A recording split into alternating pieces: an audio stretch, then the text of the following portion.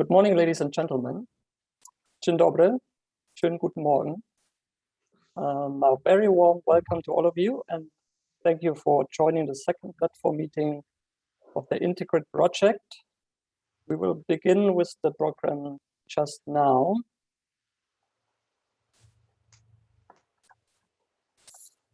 Let me see. Some more people entering. So once again, welcome. My name is Ernst Riele. I'm the Senior Associate International Corporation of Agora Verkehrswende, and I have the pleasure to provide you with a few instructions before we begin. The agenda will be shared on the chat. As you can see, we have a program which has two sessions. We have one part in the morning, one in the afternoon. We will start with an opening by Joanna Maskowiak-Bandera and Marcin Korolik. And afterwards, we will have a presentation by Christian Hochfeld on the Fit for 55 package. And then we will start with session one, where we look into the two levels, urban level and national level, with study presentations from ICCT and Instrat. And with session two in the afternoon, we will go on to the European level and discuss the Fit for 55 package and the role of electric mobility on a European level. Please note this meeting is recorded, and for simple housekeeping rule, please, we kindly ask you, if you are not speaking, to mute your mic and turn off your camera. If you would like to post a question or engage in the discussions, feel free to raise your hand or post a comment into the chat. For a question, if you want to change the view of this meeting, you can do so on the very top in the right corner. There you have a button which probably says View or Ansicht. There you can switch between two options where you can see only the speaker or the whole panel when you turn on Gallery. That's all from my side for now. With that, I would like to hand over to Joanna for the official opening of this meeting. Thank you very much, Ernst, for the introduction and opening of the meeting. I'm Joanna Maćkowiak-Bandera. I'm leading Forum Energy. I'm pleased to open the meeting jointly with Christian Hochfeld, Agora Verkehrswende, and Marcin Korolik from Foundation of the Promotion of Electric Vehicles. We developed the project 2 years ago. We started the project 2 years ago because we believe that the future of transport is electric, and that we need to focus not only on supporting the deployment of electric vehicles, but we need to focus on grid development, and we need to plan development of electromobility wisely. Intention of our project was to bring German and Polish stakeholders together. Then a pandemic occurred, and unfortunately, it was something what we didn't plan. We planned actually grid development, but which is very long term, but we didn't expect that pandemic will occur and that our in-person meetings will not be possible. So it was actually a pity, I think, because our plan was to bring all stakeholders together so that you can meet each other, know each other, that you can share your views and experiences and good and bad things. Unfortunately, we just need to use Zoom, which is also good. I mean, good that such opportunity exists. The project will last until end of the year. Within the project, we develop several studies which we promote both in Germany and Poland. The first one was dedicated to the electromobility development in Visegrad countries. This was our first study published a few months ago. We are now just about to publish a study which is about grid developments in Poland. We did the project together with Instrat Foundation, and price for wheels. And it is quite interesting because it's about modeling on challenges of the grid development in villages, small-scale cities, and big-scale cities. We will be happy to share with you outcome of the project today and discuss the challenges related with grid development. And also Agora will present its study on urban development and which challenges it has in relation to the urban planning, which is the key. Unfortunately, we will not have today Polish climate minister because he resigned yesterday. So we were almost about to record the message for you. As you know, for Michał Kurtyka, electromobility is extremely important, and he did a lot of efforts within actually last 6 years when he was in the government to create an impulse for deployment of electromobility.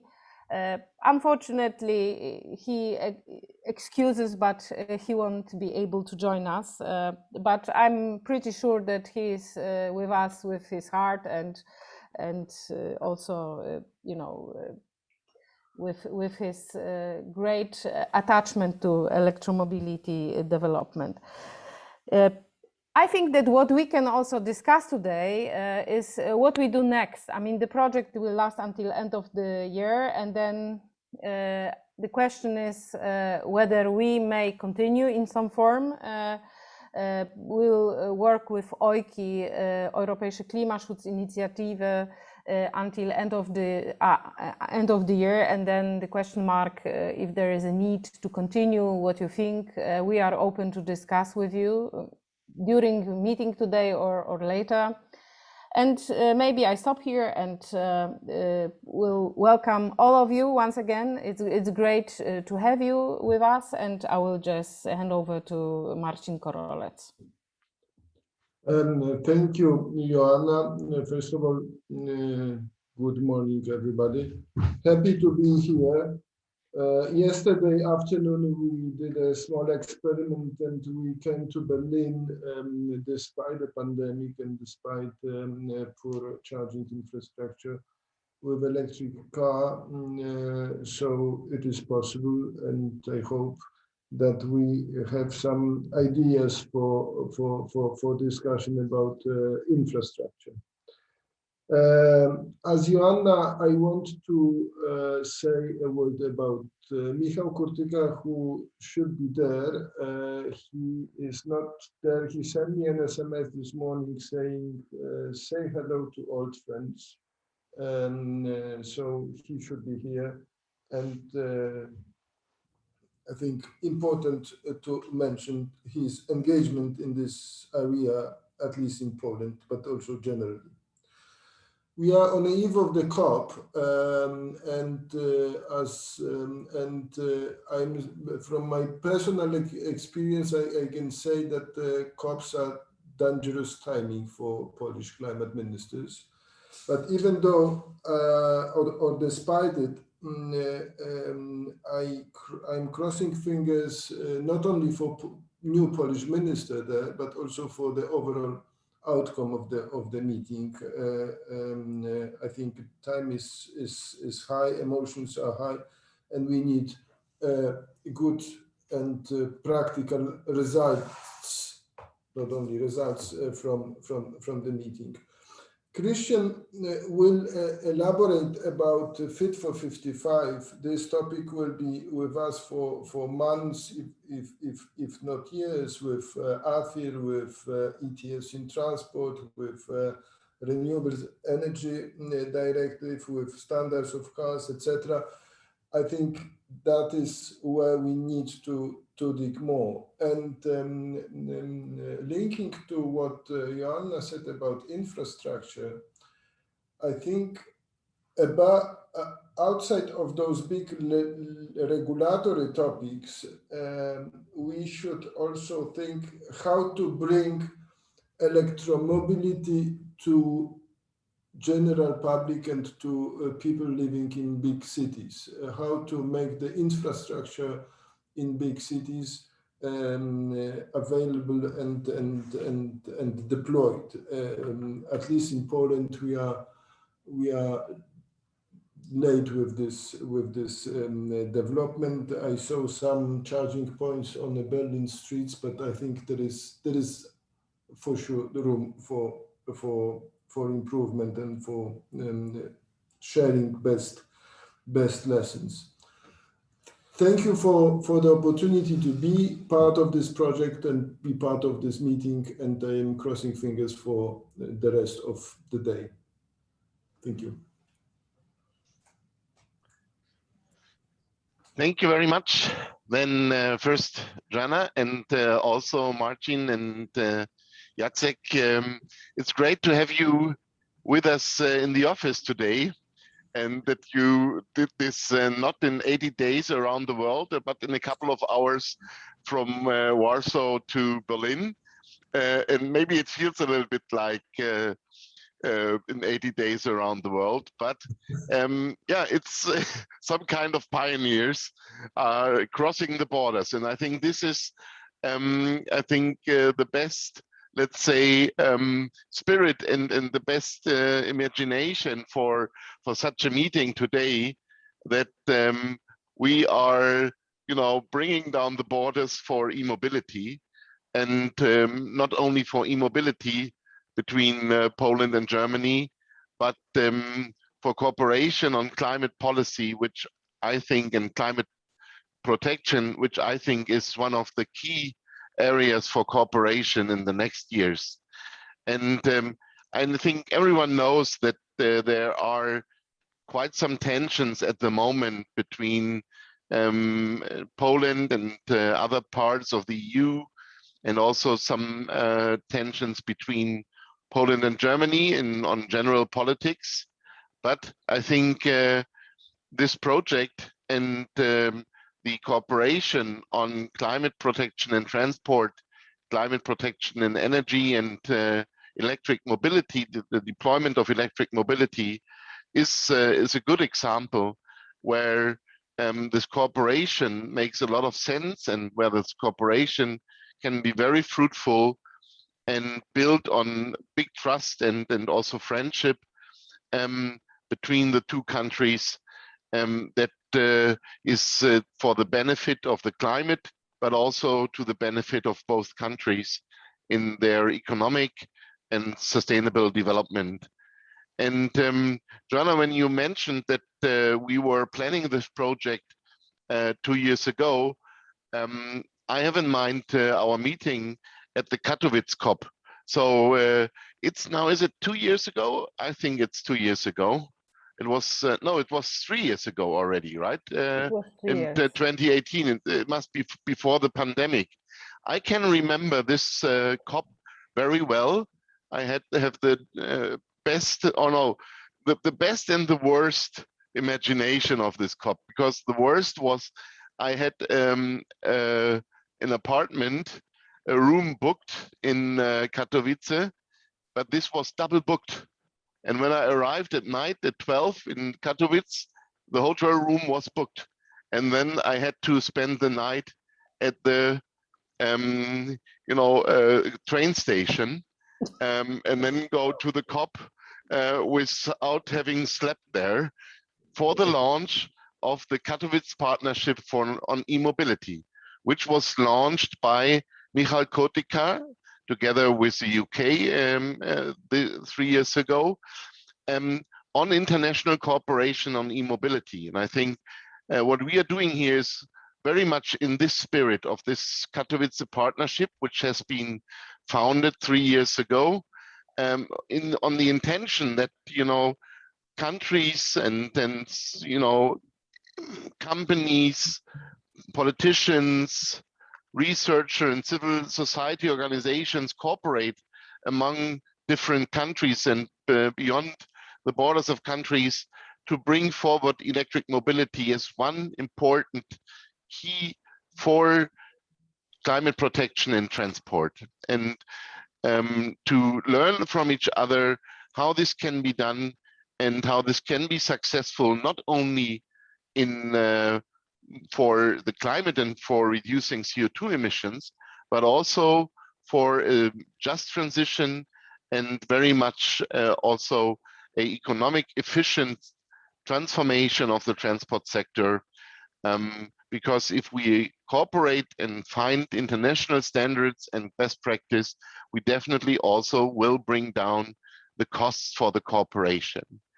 And I think then we discussed at this COP, Joanna, together how we can form this cooperation between Poland and Germany, building on this Katowice partnership. And therefore, I'm really a little bit sad that Michal will not be able to join today, because I know that he would also love this session and this cooperation, and he's very much, and he was very much supportive over the last 2 years for this cooperation, and especially also for the deployment of electric mobility in Poland. And when we discussed this, we didn't know very well about the European Green Deal, which was launched a year later then, which also now is the European framework for at least making this joint continent and the European Union the first continent to be climate neutral or zero, net zero by 2050, which was, I think, a fantastic initiative, a groundbreaking initiative, when the new president of the European Commission came on board, Ursula von der Leyen, at the end of 2019. And I think this is also the framework for today's second platform meeting, that we now not only have the European Green Deal on the table, but since July, we also have on the table the Fit for 55 package, which is, I think, the most comprehensive policy package we've ever seen as a proposal by the European Commission to drive this decarbonization of Europe forward. And definitely it will be one of the drivers, but also a huge supportive framework for the European deployment and development of electric mobility. And it's a little bit, I would say, maybe it sounds a bit crazy that I'm presenting a parts of this European Green Deal or this Fit for 55 package here, as we have also one of the fathers of the European Green Deal and the Fit for 55 package with us, and he will also join us on stage in the afternoon. Arthur Runge-Metzger, the former head of climate policy at the European Commission and the DG Climate, and he will definitely correct me if I say something wrong, but we are very much looking forward also to discuss with him about the relationship of the European initiatives and the, on the ground developments in the member states for climate protection and transport and the development of electric mobility. But having said this, I would just share a few slides as a background for the studies we present today, and also then the perspectives we would like to discuss. And Joanna mentioned we now, cooperated and collaborated on some of the issues, very much focusing firstly on the policies and the deployment and development of electric mobility in cities and urban areas, and what mayors and municipalities can do to promote this. We discuss in this meeting here the grid integration, the integration of electric vehicles in the distribution networks, and but there are so many other topics, especially against the background of the European Green Deal, which we can discuss, in where we see cooperation will be beneficial for on a bilateral level and also multilateral level within the EU. But let me try to show you some of the slides.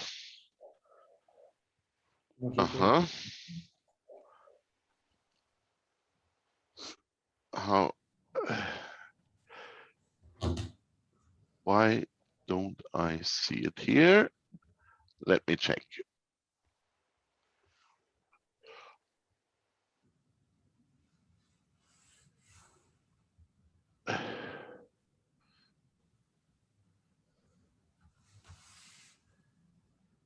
Do you see the full screen or the presenter mode? It's the presenter mode now. Okay, then I try to shuffle. Better? Yes. Okay, technical problem solved.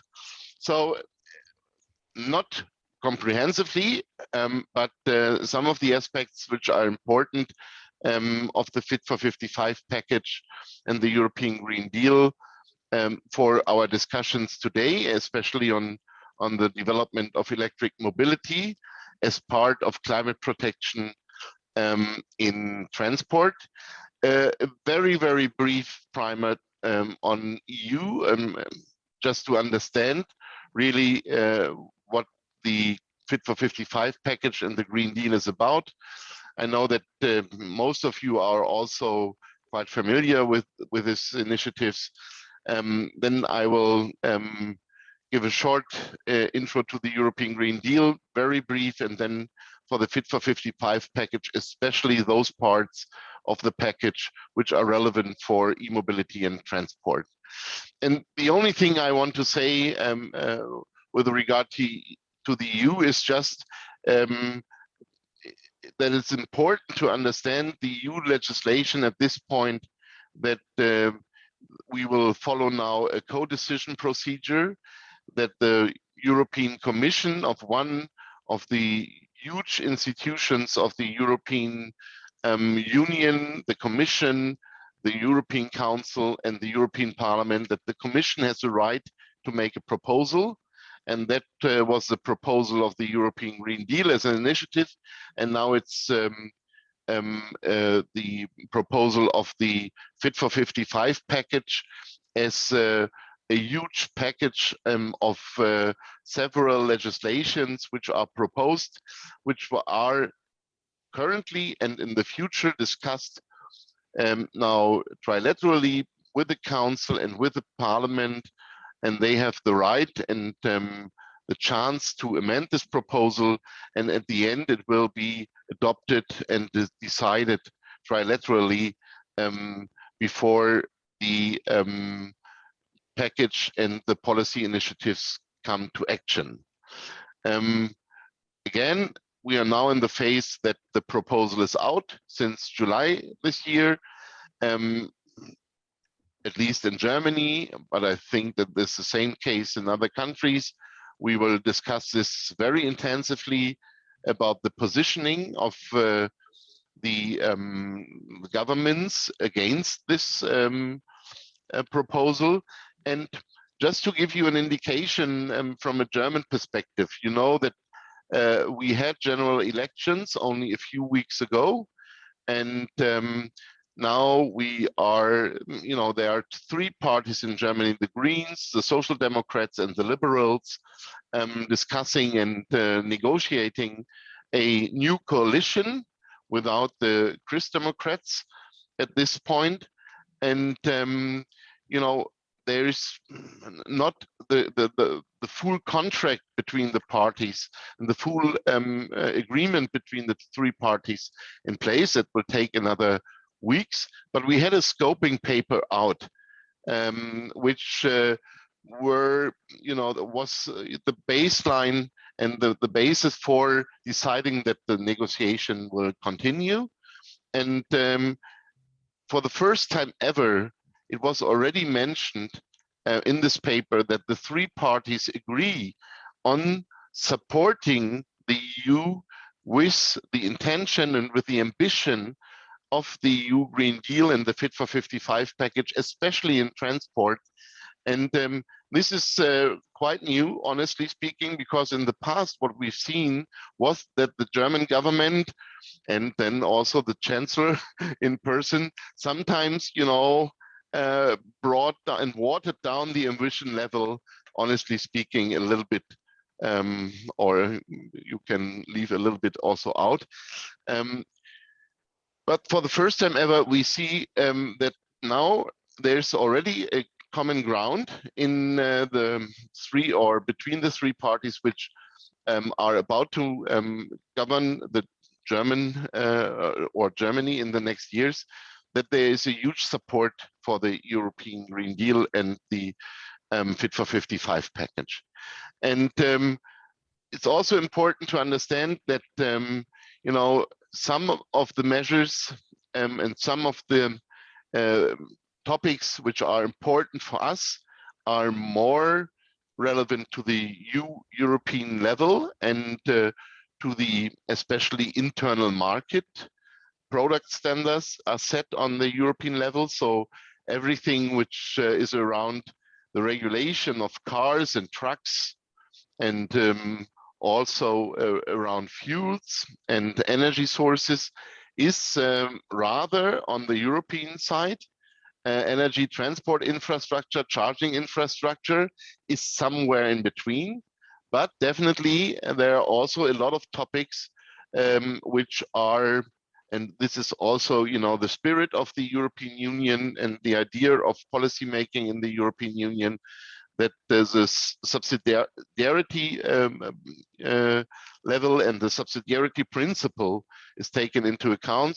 So that means that especially things which can be decided better on urban level, and for example, urban spatial planning, and also most social fiscal policies are either discussed and decided on national level, or even lower on the level of municipalities. That is around urban space, traffic planning and management,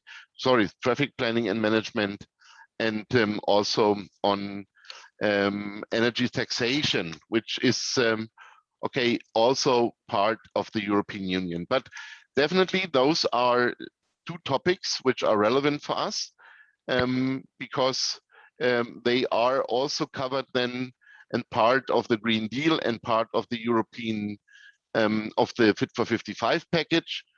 Only to mention the recent milestones of the European Green Deal very briefly, because I mentioned most of the things, is that it came, or the proposal was made before the COP 2019 in Spain.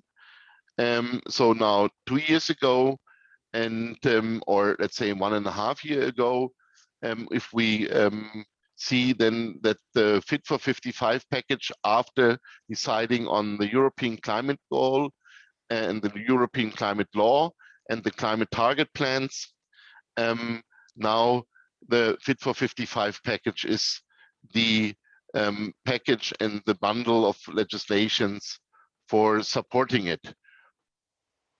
The thing, or the, I think, impressive thing which I have to mention is that even if the Fit for 55 package looks huge and quite big undertaking, you see that it's only a very small part if you see what else will be done and what else is planned to deliver to the European Green Deal.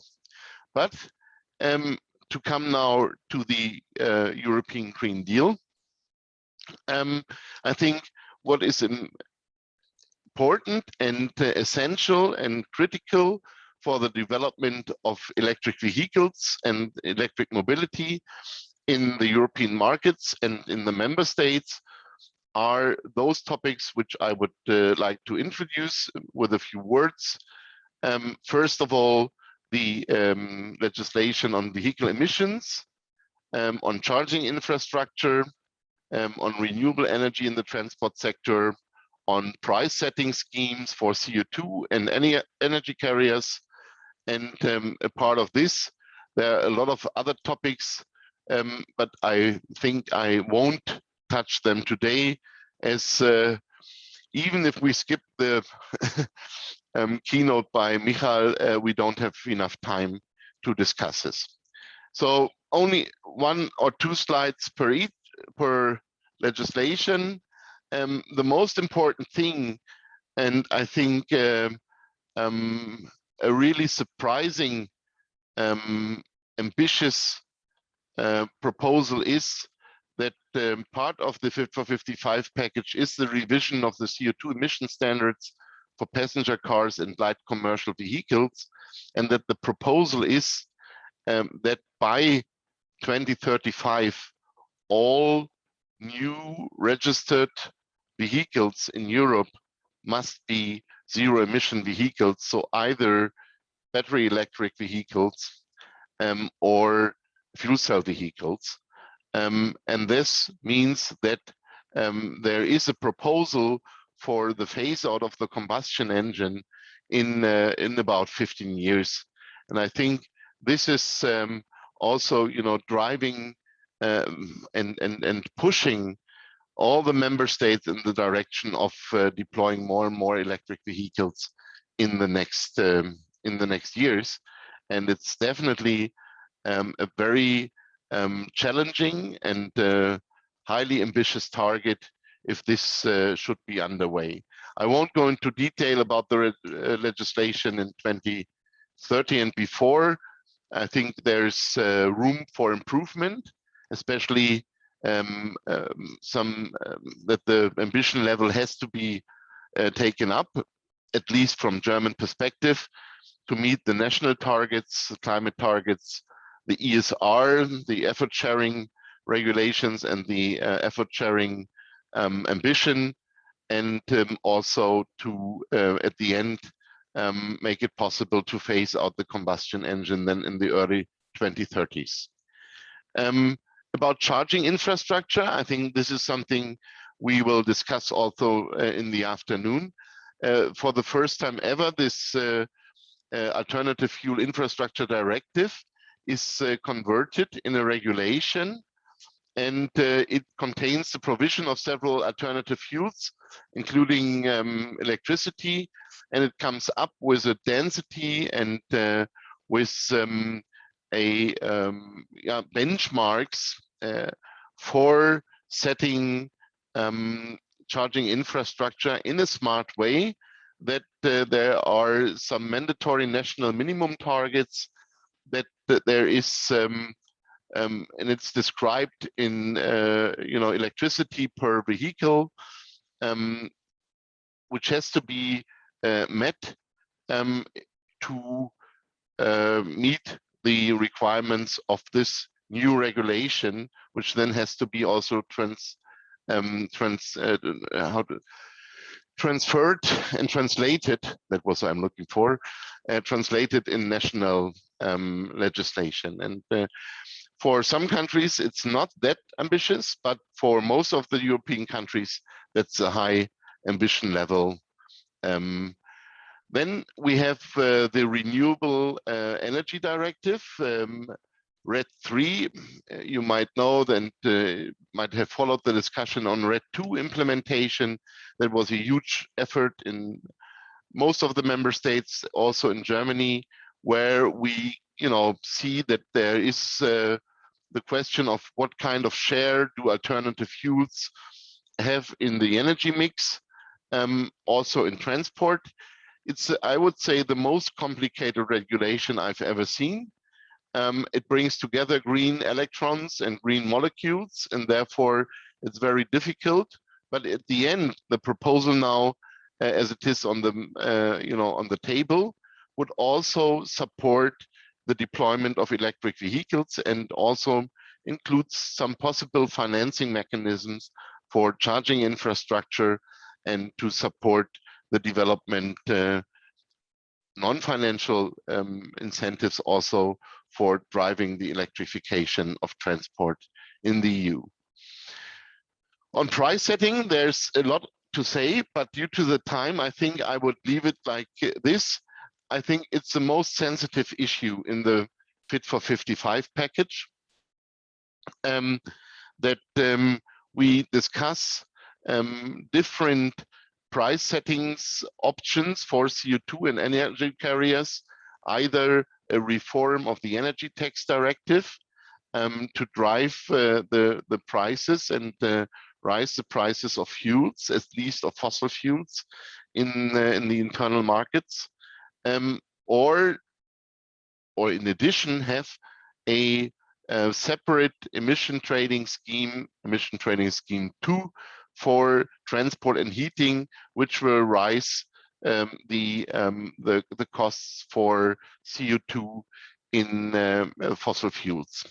And the important thing which is to be considered is that fuel prices have a recessive impact. That means that it will affect people with lower incomes to a higher level than people with higher incomes if you don't do something against it. So in this regard, against this background, the European Union also proposed a social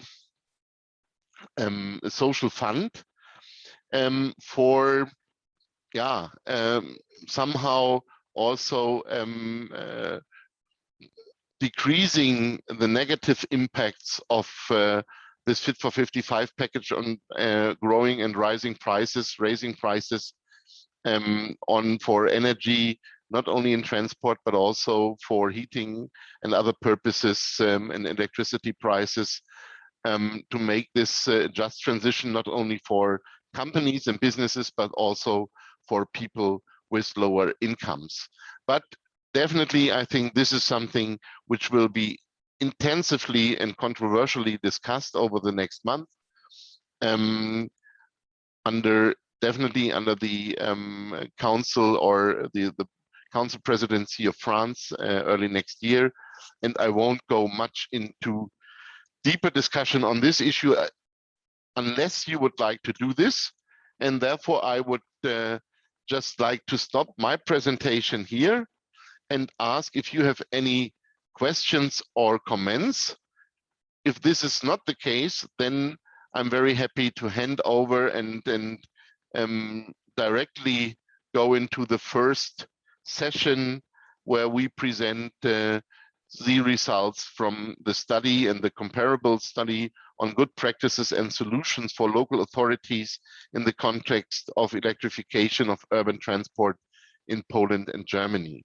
But I stop here and see if you have any comments or questions. Also, Marcin or Joanna, if you have some additional remarks, let's see if there are questions of comments, and Ernst will be so kind to see if he supports me when I cannot see it. Yes, so far there's none in the chat. If somebody wants to come up, please do raise your hand or put a question into the chat.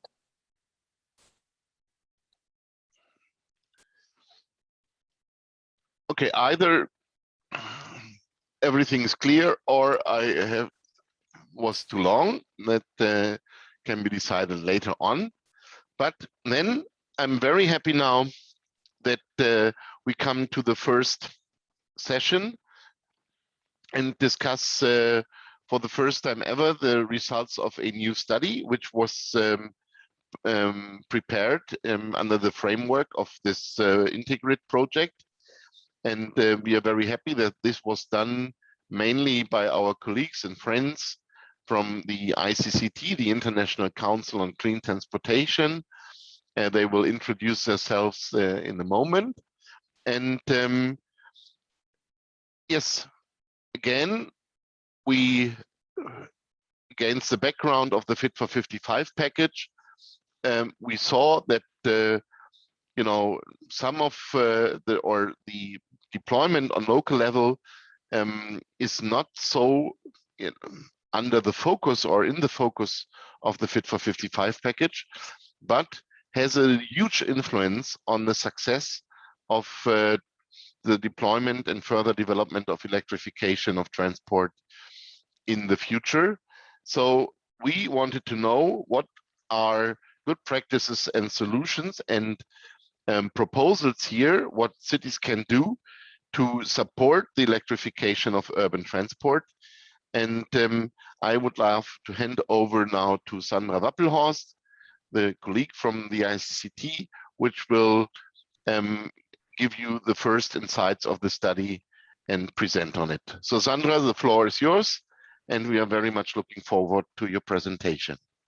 Thank you so much, Christian, for this kind introduction. Trying to share my screen now.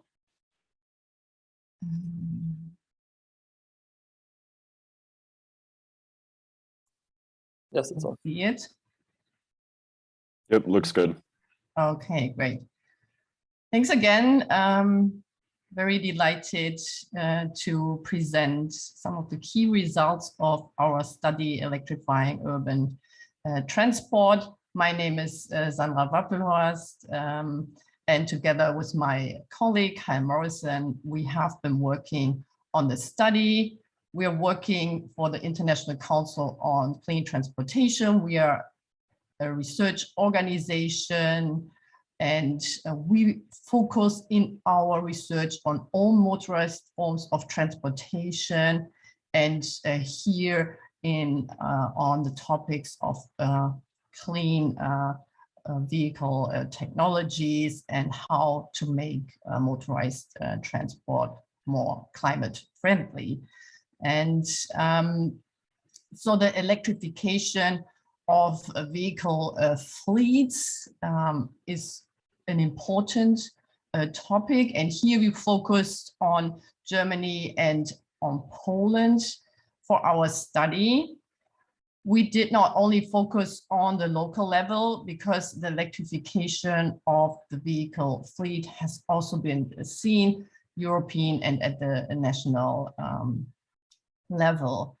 And of course, the electrification of urban transport is, or the electrification of transport in general is important, not to forget about modal shift or avoiding transport altogether. But when we have a look, and just to give a more broader picture, why the electrification of the transport sector plays a key role to meet climate goals and improve local air quality. Here on the left, showing the development of total motor vehicles on the road, here for Germany and Poland. And we see that vehicles on the road, from cars to heavy duty vehicles, continue to increase.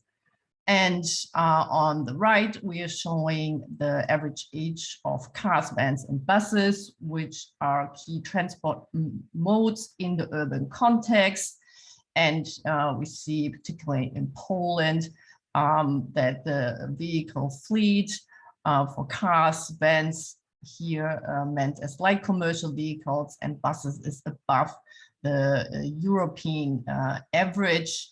And so renewing the vehicle fleet with cleaner vehicles, and here electric vehicles, plays a key role when we look at the developments in the past. And again, looking at the vehicles on the road, we see on the left, we are showing the number of vehicles, again, showing cars, light commercial vehicles and buses. That most vehicles on the road at national levels are passenger cars, light commercial vehicles, buses, a smaller share, but of course, buses can transport more people, about 50, compared to the private car, where we usually have an occupancy rate between 1 or 2 persons. So just to keep that in mind. And when we look at the right, it's showing the vehicle fleet, the vehicles on the road, and for cars, vans, and buses, again, we see that by fuel type, the fleet is very much dominated by petrol and diesel vehicles. This is true for the car segment, but also for the light commercial vehicle and the bus segment. But we see when we look at 2020 new registration figures that battery electric vehicles, plug-in hybrid electric vehicles, that the electrification of the fleets in Germany and Poland are emerging in some vehicle types. Again, to the left, we see that most new vehicles registered are cars here. And when we look at the right, the different fuel types for cars, we see that in Germany, about 14% of new vehicle registration or car registrations were electric vehicles, 2% in Poland. The van, in the van segment, it is still quite low, also because there are not so many vehicle models on the market. And in the bus segment, we see a high percentage, for 14%, in Poland of new buses registered were battery electric vehicles. So for the bus segment, typically, also for the van segment, vehicles are typically battery electric vehicles. So here in Poland, we see a clear lead on the electrification of the bus fleet. So these are positive signs, and as indicated, different reasons for these developments. And what we show here is the electrification in terms of new passenger car registration by different regions. So this is based on 3 regions, which differentiate urban regions, intermediate regions, and rural regions, and black outlined for Germany and for Poland. We have highlighted the urban regions with high new electric passenger car registration. So this includes battery electric vehicles and also plug-in hybrid electric vehicles.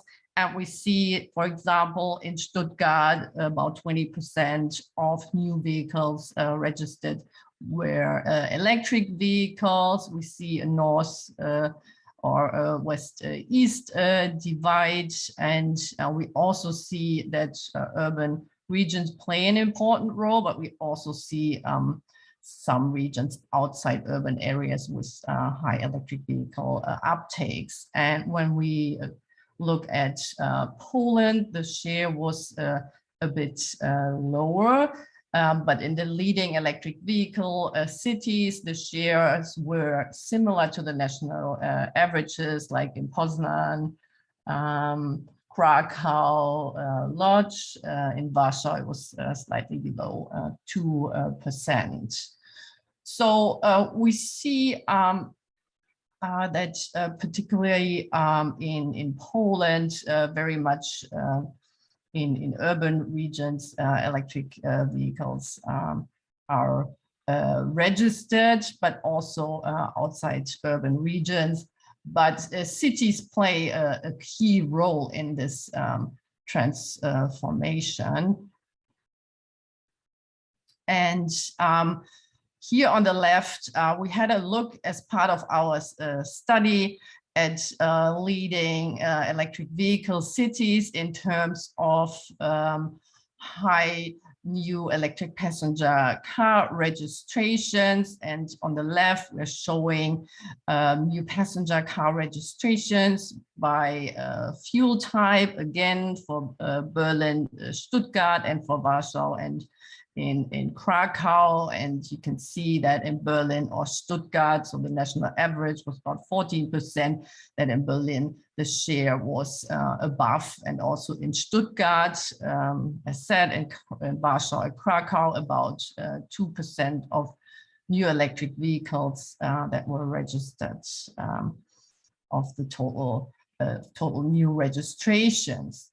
What is important when we look at cities or urban regions is also which user groups are important, or who is actually buying electric vehicles. And on the right, we are showing electric vehicle or passenger car registrations by holder groups. And here we differentiate by private, which is the middle blue color. Then we have the light blue, which is true fleets, which is company cars or long-term rentals, lease vehicles. And we have in dark blue short-term rentals or registrations by car manufacturers and by dealerships. And on top, we have two cities, Berlin as a capital city and Stuttgart. When we look at Berlin, we see that about 1/3 of new vehicles were registered by private individuals, but that the majority, almost 0.5%, were actually registered by companies, which is not a surprise because you usually have headquarters or larger companies in the bigger cities. So when we talk about policies, this is important to keep in mind to incentivize or provide support for these holder groups to electrify their fleets. And short-term rentals or by car manufacturers in Berlin, just over 20%. This is a bit different in Stuttgart. This is an automotive city. So again, no surprise that almost half of electric vehicles registered here were by car manufacturers or dealerships.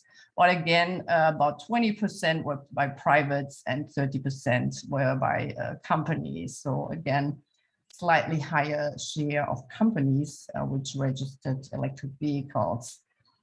On the bottom, we see Warsaw and Krakow.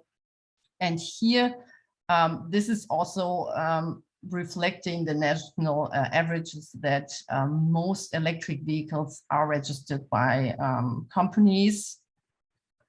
That's the light blue color, and only a very small proportion by private individuals, only 5% in Warsaw in 2020 and 14% in Krakow. So why this is the case, I will talk about it in a bit, but just to keep in mind that again, when we talk about policies, that we are talking about different user groups which are currently purchasing electric vehicles or are able to purchase an electric vehicle when living in a city.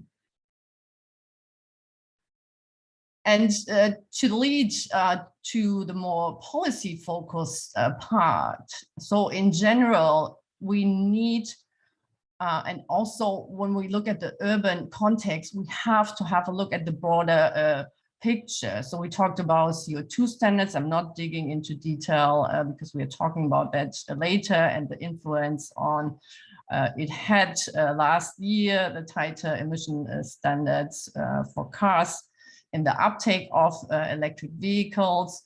And this is also important to have model availability. If there are no models on the market, no matter where you live, it is not easy to buy a car which is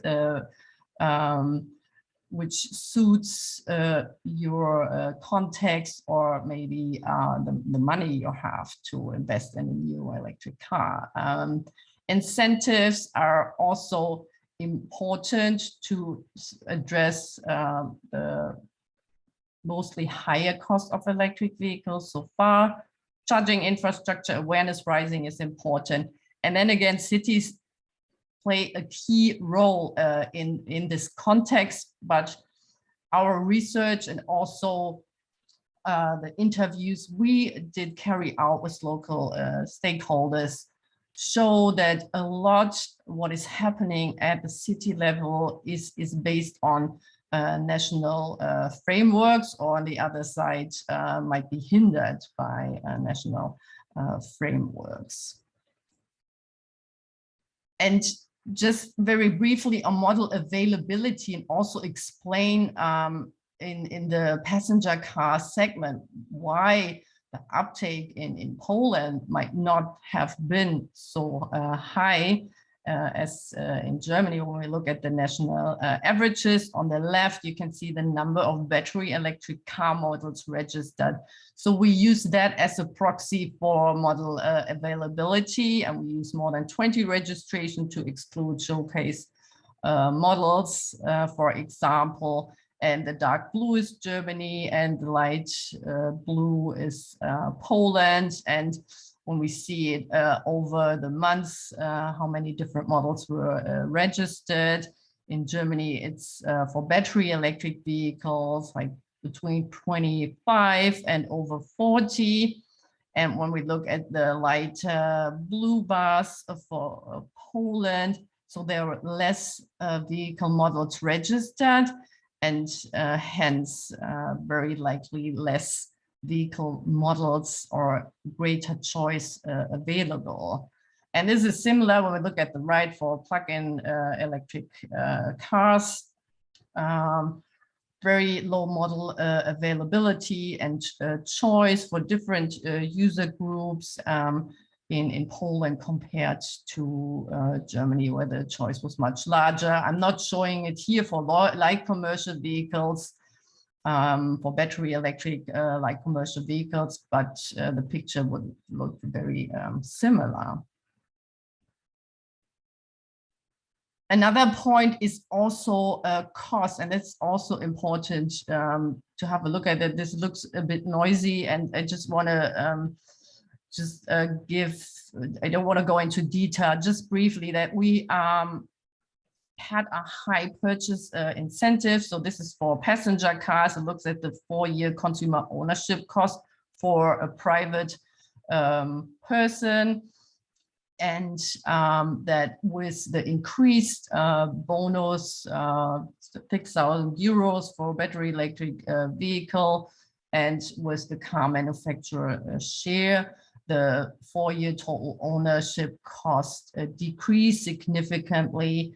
And in the end, over 4 years, battery electric model. And here we are comparing Volkswagen Golf models, which is the most sold car in Europe, and it becomes less expensive than a comparable petrol or diesel car. And this incentive program, it is also important to have stable incentive policies also at national levels. This has been in place, purchase incentives for many years. It's been very stable. Poland also introduced programs last year for a short duration for cars and vans and taxis, or different schemes. I'm showing the same for Poland for the same vehicle models. So first of all, less models available. And last year for cars, there was a price cap. So like the Volkswagen ID3 would have not gotten a bonus. It's a bit different now because the price cap was increased in the middle of this year. So there is a scheme which reduces the cost. It's still more costlier for this specific vehicle models we have compared, but it is important, and that shows research, to have at this stage where electric vehicles are usually costlier at purchase, but also over a 4-year period, to have incentives in place. And charging infrastructure also here again shown at regional levels.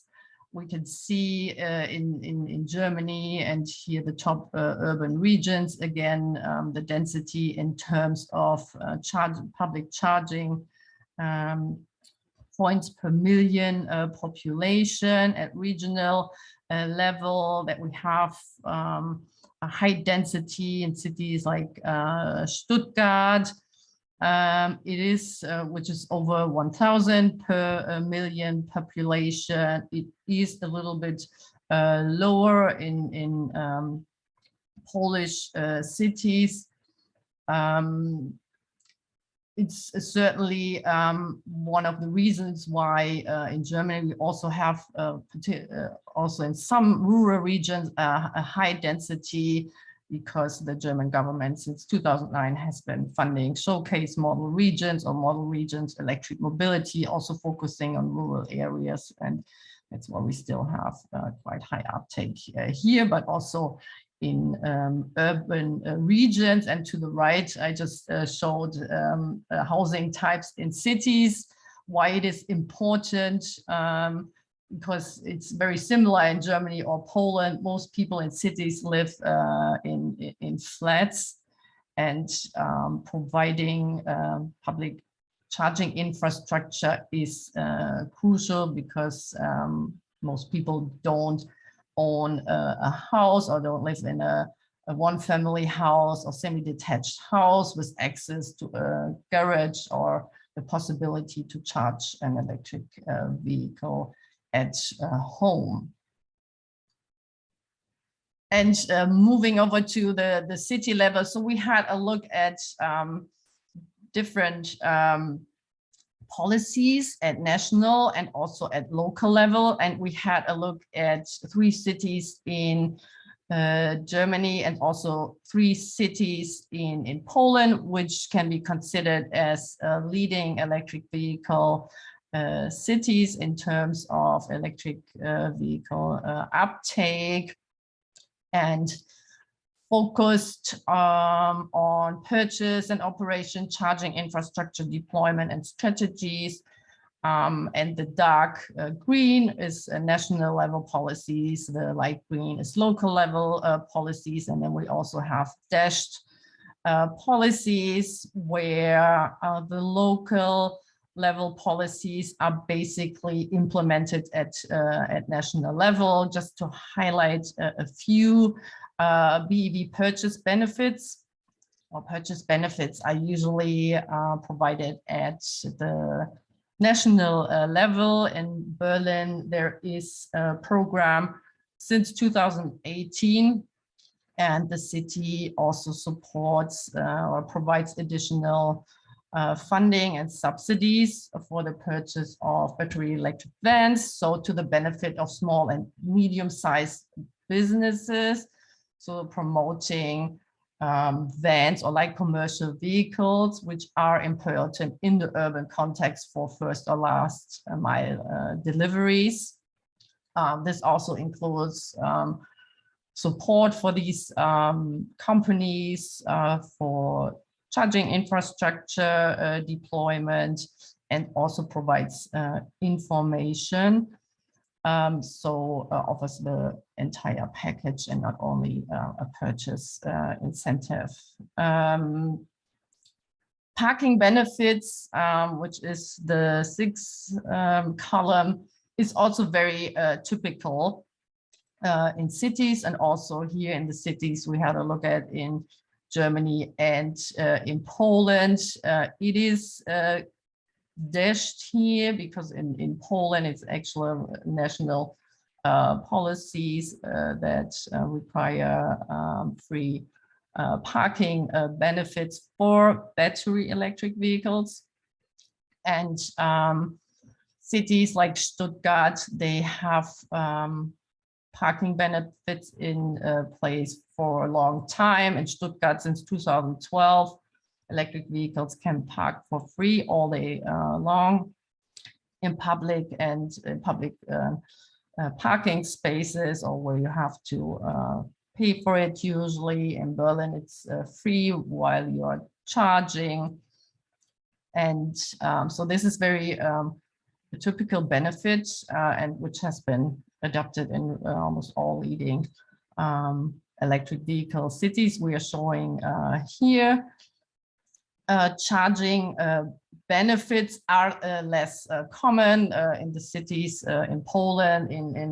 In selected car parks, you can also charge for free, but here you usually have or you have the energy providers involved, which want to generate some revenue. So it's not really common, but we see in Polish cities that in some places that charging an electric vehicle is for free.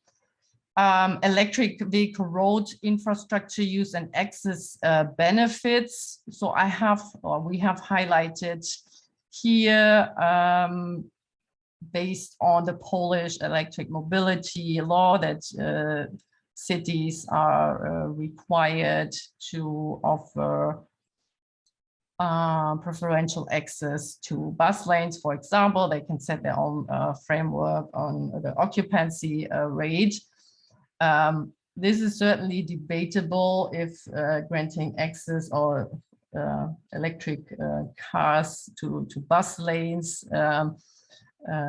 should be done or not, but it's highlighted here, and wanted to express that this is also a possibility, at least in the early transition to electric vehicles, to grant these kind of access. I'm going a bit into more detail when we have a look at policies that could be adapted at urban levels, or which have been adapted.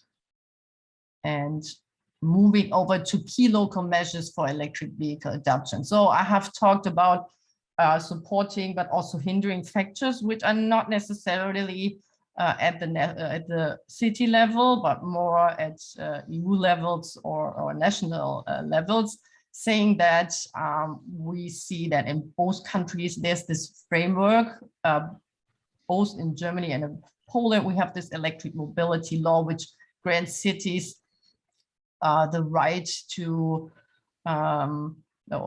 grant free, privileges for road access and other benefits. So we have this strong measure in place at national level, which helps cities to introduce measures.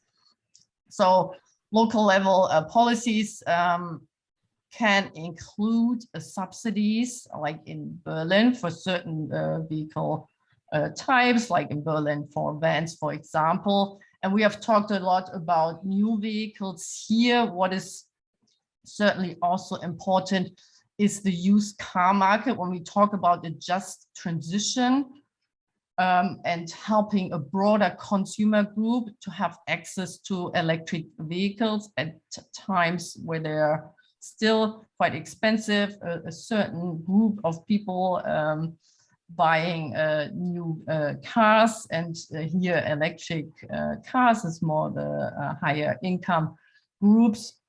So having, either at national level and match, that can be a measure to also match this funding at local level. Introducing electric vehicles in municipal fleets. This is also been done in all cities. We had a look at, also partially based on national frameworks, which sets targets about the share of cars, vans, but also buses in municipal fleets. So municipalities or local authorities certainly play a key role in electrifying the fleets, and also being a role model in this transition. And again, we see in all cities, we had a look at that they are starting to introduce electric vehicles to their fleets, or have set targets for the future years about the shares. Another point is electric vehicle adoption in shared fleets or on-demand services. So in most cities, we see electric car sharing offers, or we have Uber or on-demand services with electric vehicles. So these are usually commercially provided vehicles. So what can cities do? They can set, for example, targets for the electrification of these fleets. So outside Germany or Poland cities, like Paris also sets goals for the electrification of Uber fleets. So setting also goals and targets for these fleets to have not more vehicles on the road, but have these vehicles electric and also contribute in an ideal case to shift from people still privately owning a car in the urban or living in a city to shared modes of transportation, and here ideally electrified shares.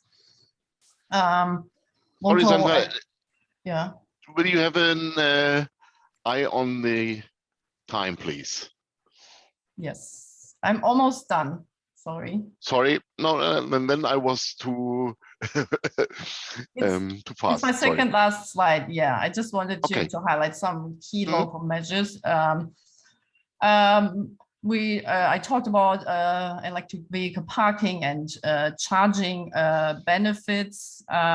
Zero emission zones or low emission zones is certainly an important topic as well, which can, push people towards electric vehicles. So there's actually no zero emission zone out there globally. Krakow was the first and only city so far was implemented for a short period of time, zero emission zone. So low emission zones is certainly important. Always depends on the design with vehicles are allowed.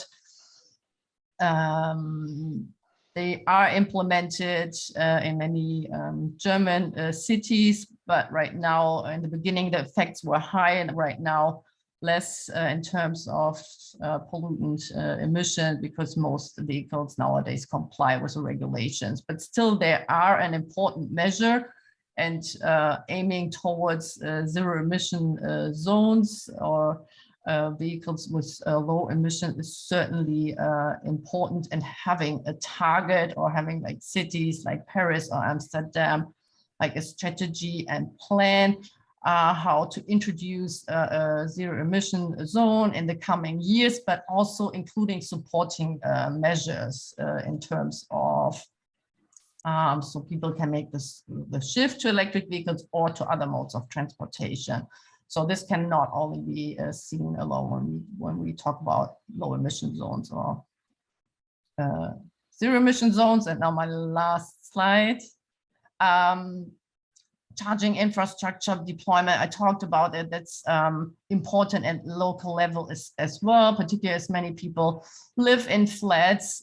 There are, for example, in the Netherlands, where people can request a charging station near their home. This was also possible at times in Berlin, to guarantee that people are interested or need to have an electric car for private or business purposes, don't have the possibility to charge, to have a public charging station nearby. What was also mentioned at urban level is streamlining planning processes, because sometimes the application processes take quite a while. So this is certainly an important aspect, not only building up, but actually the process of building up the charging infrastructure and to get all the permission is certainly important as well. And the last point, awareness rising, communicating the benefits of electric vehicles. There's still a lot of misperception, and all the cities we have shown, there are a lot of different measures in place, like conferences, showrooms, fairs, to communicate the benefits of electric vehicles. And the last point, what we're doing here today, fostering a couple of collaborations of cities at different levels. So, and to exchange about the experiences as we're doing here today. So this is certainly important. And with this, I'm closing. And again, this were key aspects. There are a lot of policies out there. It's a very dynamic field. If there's anything we've been missing, feel free to reach out. Thanks. Thank you very much, Sandra. That was fantastic. A comprehensive overview about the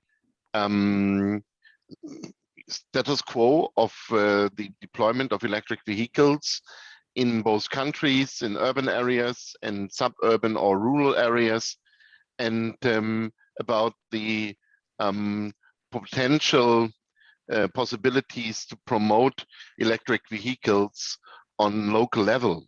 If I would summarize it, I have 3 points in mind, which I would say from a German perspective, there are 3 things Poland should avoid to make the same mistakes we make.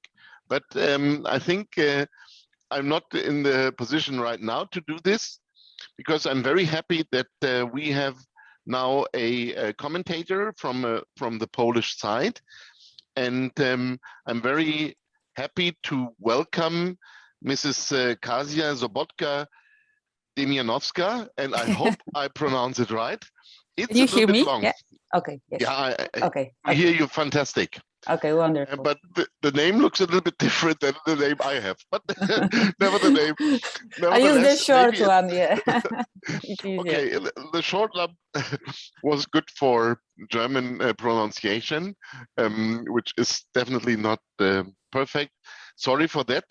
The more I'm happy to welcome you. You're working with InnoEnergy in Poland, and you are also in the position, and we are looking very much forward to get your comments, especially on the questions, you know, what do you think the recommendations are? Are the recommendations valuable for creating more appetite in Polish cities to drive the deployment of electric vehicles on urban level? So the floor is yours. Welcome to our discussions, and happy to get your points. Thank you very much. So I will.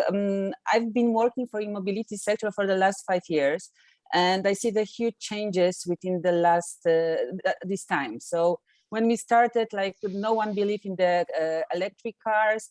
That is only like you know, really short time, like fantastic thing. Nothing will change, and also there was no regulations, no law, no awareness at that time. What we can see, a lot of has changed. There is still a lot of to do it, but for sure the good regulation is already in place. So at least we can differentiate what is the electric car, what is the charging infrastructure. If there is a charging operator, that they don't need the concession to sell the energy, but they need to have a service of charging. So for sure, a lot of good things has been done. A lot of public awareness campaign also have been done. So now I see that our people are more conscious about the cars. They can believe that they can drive longer than like 50 kilometers. So they can drive between the cities. So it's not only car for the cities. But from my opinion, right now, actually there are 2 most crucial things for the private users that they have problems with changing for the EVs. First, there are the problems with the infrastructure, actually. In big cities like in Warsaw, I just calculated, we have less than 30 fast charging stations. In my district where I live, I have nothing. So fortunately, I have my garage, so I can charge it. But when I see in Warsaw, in other places, it's like still the infrastructure is missing. The fast chargers and AC chargers, so like a low speed chargers. What I see from the perspective of why are not there in place? First, it's a lot of challenges on the DSO side. So it takes, when we decide and we have a location to have a separate charging stations with the separate grid connection, so it usually takes 1 year to get the permission. So so this is kind of problematic. And the other thing is like finding the locations with actually this possibility to have a grid connection is theirs. In Warsaw, the problem is actually with the availability of power for the charging stations.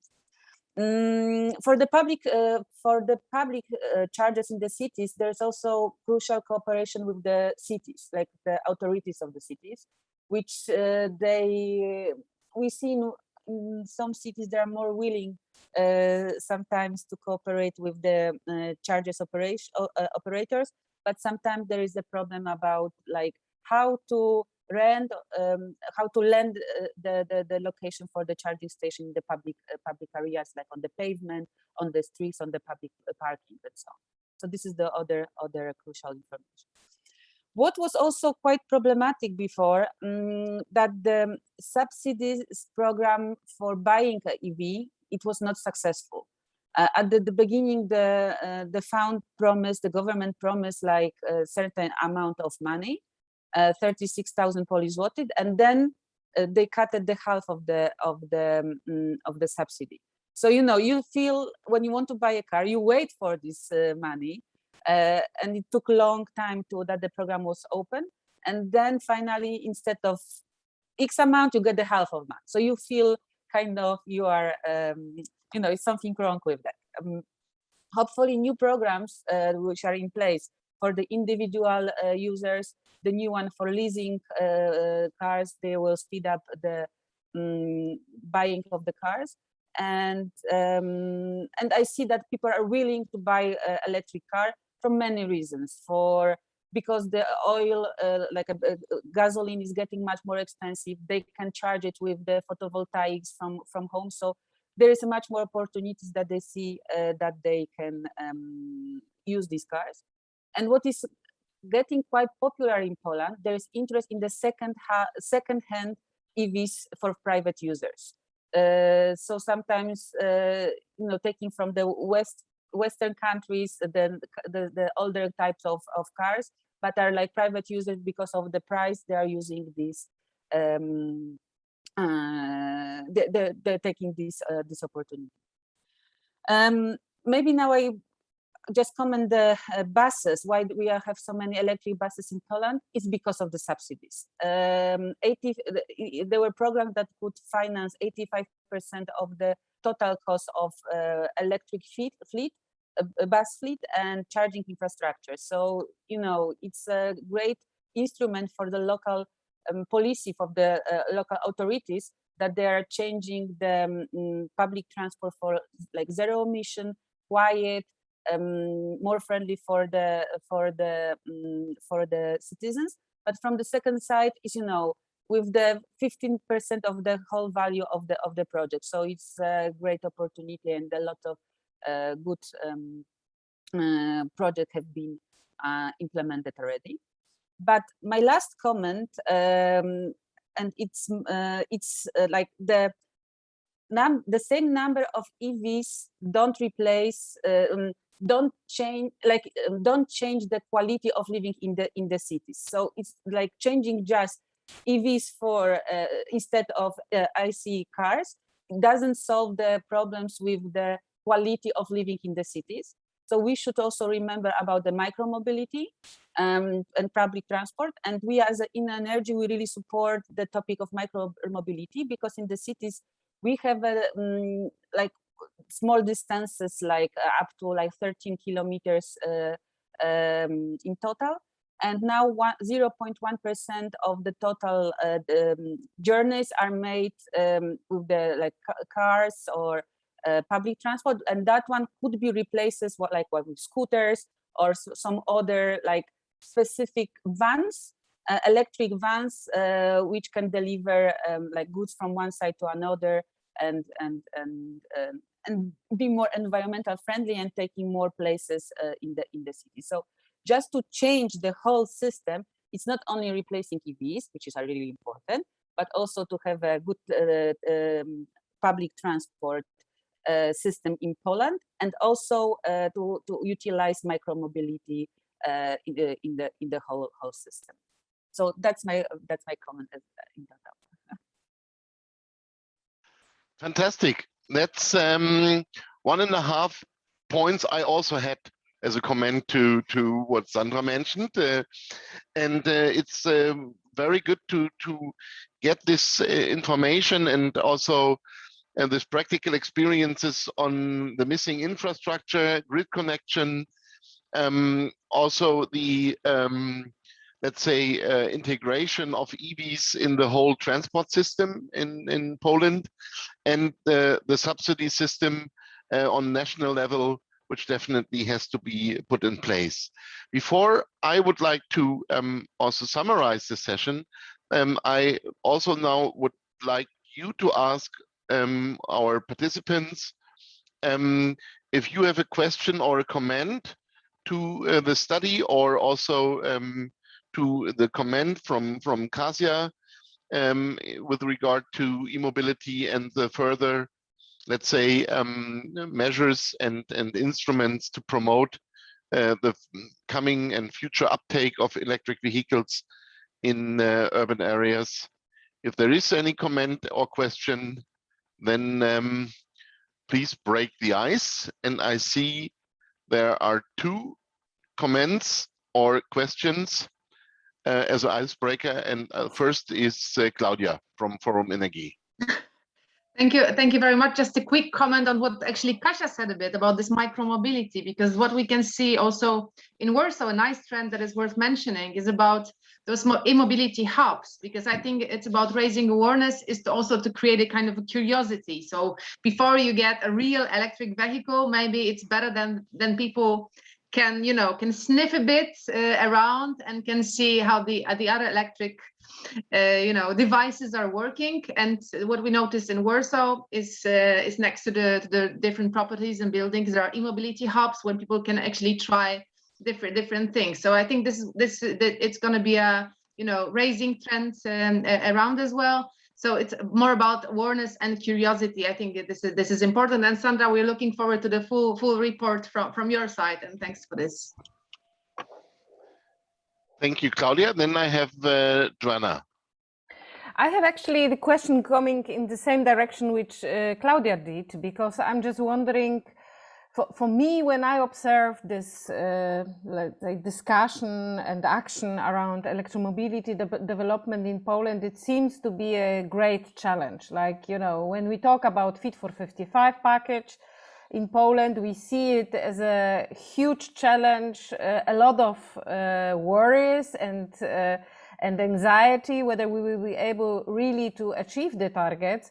So I'm just wondering, and this is actually the question for Sandra and Kasia maybe, if you think we should focus more on leaders, because in the Sandra presentation we could see that already now the Warsaw and Krakow are leading, or we should focus more on you know, we shouldn't focus on leaders, but we should just think systematically across the country on how to you know, make the incentive to electromobility deployment and emission reduction in transport.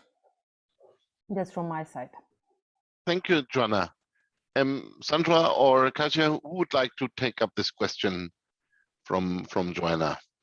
Yeah, thanks. Thanks for the comments and also this question, which is an important question. So we looked at the leading cities. We also do that as part of other studies, because other cities, smaller cities, can learn from that experience.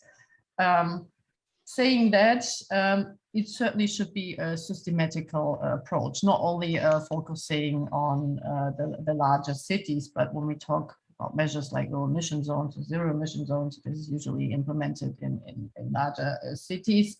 And smaller cities can certainly learn from what is being done in cities which already have a high uptake, and learn why is the uptake so high. Why are companies buying electric vehicles in Warsaw, for example? I also would like to make a note to the previous comments. So I fully agree, and this is why what I said in the beginning, and that's why I had the introductory slide, that you know, it's not about replacing conventional cars with electric vehicles. We need the full package, avoid shift. This is certainly important. Also micro mobility. but the situation shows that there are more and more cars being sold and on the road. So we somehow need to address it. And this is why the electrification is so important, but always saying that it obviously would be nicer to have less cars or motorized vehicles on the roads altogether. So that needs to be the entire package. But the electrification is just crucial against the background that we have more and more vehicles on the road. It's just increasing from cars to heavy duty. In terms of, again, coming back to the e-mobility hubs, fully agree on that, like have e-car sharing and other micro-mobility forms and have these hubs. But when we look at cities like Warsaw or Krakow, so we see that most vehicles are being registered. When we talk about passenger cars, it's similar to vans actually, by companies. So this is a very important user group as well. Even if you say, okay, their headquarters and not all of the vehicles that have been registered in Warsaw drive in Warsaw, but still they're driving somewhere. It is important to not lose sight of the companies. They play an important role, the electrification of like commercial vehicles or even cars, because companies also use cars. So this is important as well to integrate them, and also fully agree on the used car market. To make a note on that as well. Thanks. Maybe that answers the questions. I will add my comment. So when I'm talking with the car manufacturers, and they experience like if someone tries the electric car, they will don't want to change for the normal cars, for the like a combustion engine. So the problem is like when they try it, they started to like it and they don't want to change.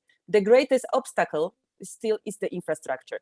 How to charge it? This is the like whenever I talk with people who would like to have more cars for their business or to make it much more, to travel more, there always is a challenge with the infrastructure. So it's still on the side of distribution system operators to improve the quality of the network. So for me, that would be the greatest challenge to fulfill our targets for e-mobility. Thank you. Thank you very much. Now we have 3 more comments or questions. And I would just say that I would, with an eye on the timing, we are a little bit behind schedule, that I would then close the discussion. But I first would like to hand over, to Arthur. I mentioned one of the fathers of the Green Deal and the EU 55 package. And then we have also a question from Ursula in the chat, but first Arthur, if there is a question or comment from your side. Very happy. It's a question, and maybe I'm a grandfather of the deal.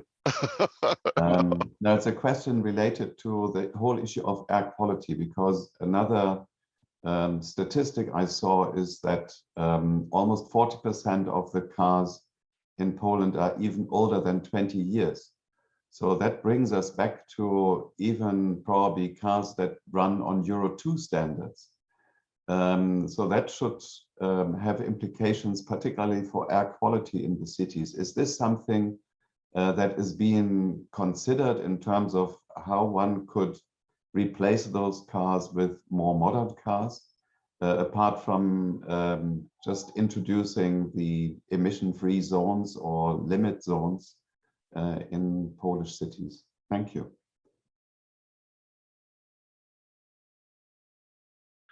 Thank you very much, Arthur. And I think we summarized the questions in the last round.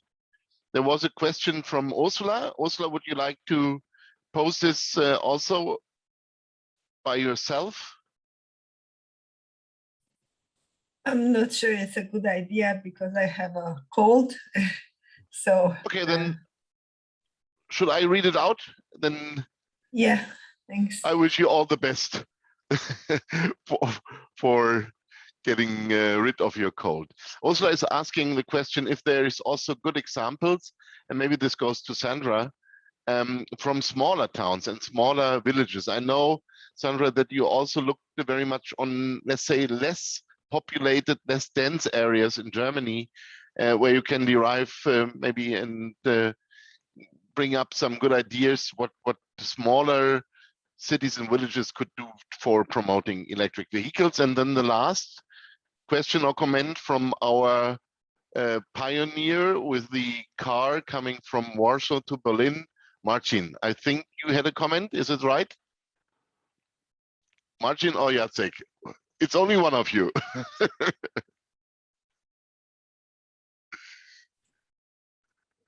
Okay, you want me to answer? No, Marcin has, I don't know what Marcin has problems with the speaker. Okay, then maybe Sandra first, you answer before we try to see what happened with Marcin and Jacek in the last hour that we lost them. Sandra. Okay. Yeah, thanks for posing this question. Very important, indicated that actually in Germany, the leading regions in new electric passenger car registrations are rural or suburban regions. And one of the leading regions, or the leading region, is a rural region far away from a larger city. And what is the reason in some of these regions, or in this particular region, why the uptake has been high? So it's been supported by the Bavarian government to have pilot projects, and they very much focus on information and awareness raising. They actually have industry in place which produce components for electric vehicles. They build up an institute, and also they have courses, education for people working in the car industry with focus on electric mobility. And what is certainly one key, which is a bit out of the hands of the government, is that they have a local car dealer, an award and prize-winning car dealer who has promoted electric vehicles at a time where there are hardly any electric vehicles to purchase, and people were coming from all over Germany. And so there's also a lot of support. They also have like a local memberships where people can pay money, and they have this really small amount for electric vehicle purchases at local level, which is financed by institutions and private individuals at local level. So you have the entire package. There's a lot of sensitivity about this topic for a long time. So it also works in rural areas. We have some other rural regions where they also deploy charging infrastructure, and then they have there's for example one more suburban region, then they have their local level like stickers which identify you as an electric car. So showing off, if you have an electric car, you get this special local sticker. I mean, we have number plates, as Poland has, which identifies you as an electric car, but there are different measures in place why some of these regions have been successful for a very long time, but it takes a lot of effort. Again, local charging infrastructure, awareness rising, auto dealers who also support the purchase of electric vehicles and don't tell you, oh no, maybe you should wait. So. Just short comment, Christian, if I may, because we actually will speak about challenges of the development of electromobility in smaller city in this next round, next session, because this is exactly what the outcome of our study is. So we may also come back to this topic in a while. That is a fantastic teaser for the next session, and it's also a kind hint that I should end this session here, but I would love to hand over to Marcin, and also maybe, no, Jacek. Okay, Jacek, okay. And maybe one or the other of you could also answer to the question of Arthur, because I know that you have a lot of experience. That's then Marcin. Fantastic. Jacek, pioneer number one. Yes, thank you. Now you can hear me, right? Yes, fantastic. Great. So, yes, indeed, I would like to address what Artur asked about the average age of the vehicle in Poland. Indeed, this is the huge problem, not only to the climate, but to the air quality. And as we can see, the exchange rate, between the traditional ICE vehicles and electric vehicles in Germany is much higher than in Poland or other V4 countries. So the question is how to increase this exchange rate in Poland and how to prevent the flow of this old, in particular, old diesel vehicles from countries, including Germany, to Poland, because this flow is terrible. Because diesel car in France, in Germany, in the Netherlands is not trendy anymore, and the people are willing to sell them quite cheap, so they are very affordable. And where they are going to? Oh, they are going to Poland, to Czech Republic, to Slovakia, to Hungary, to Romania, to Bulgaria, and to other countries east of the European Union. And we should not expect any EU-wide regulation on this issue because it is against the free flows of goods. So we need to develop our internal measures how to address this issue, how to prevent the huge import of these oldest vehicles over 15 or even 20 years old. So this is very valid question, and we have no clear answers how to deal with that. Last year we proposed a package of the fiscal measures to address this issue, but so far there is no positive feedback from the government side. So there is no political will to address this issue, but we have to deal with this better sooner than later. Thank you. Thank you very much, Jacek. Marcin, something to add here? Generally, I share 40% what Jacek said. The question is extremely difficult from legal point of view, but we are working on it. Maybe I will reserve timing for the European session. Okay, wonderful. Thanks very much also for saving some time.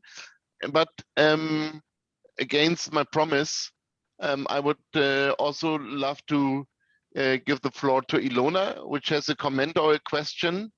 And then I promise I stop this session. Ilona. Hi. Oh, there's a nice background. Yes. I mean, I'm like I don't know what I clicked, but it is wow. It's yeah, but okay. No problems with air pollution, I would say. No, not at all. No, but coming back to your only one sentence on the used cars, there is no chance in Poland in politics to bring this topic of increasing the let's say the taxes on used cars. We try it every year.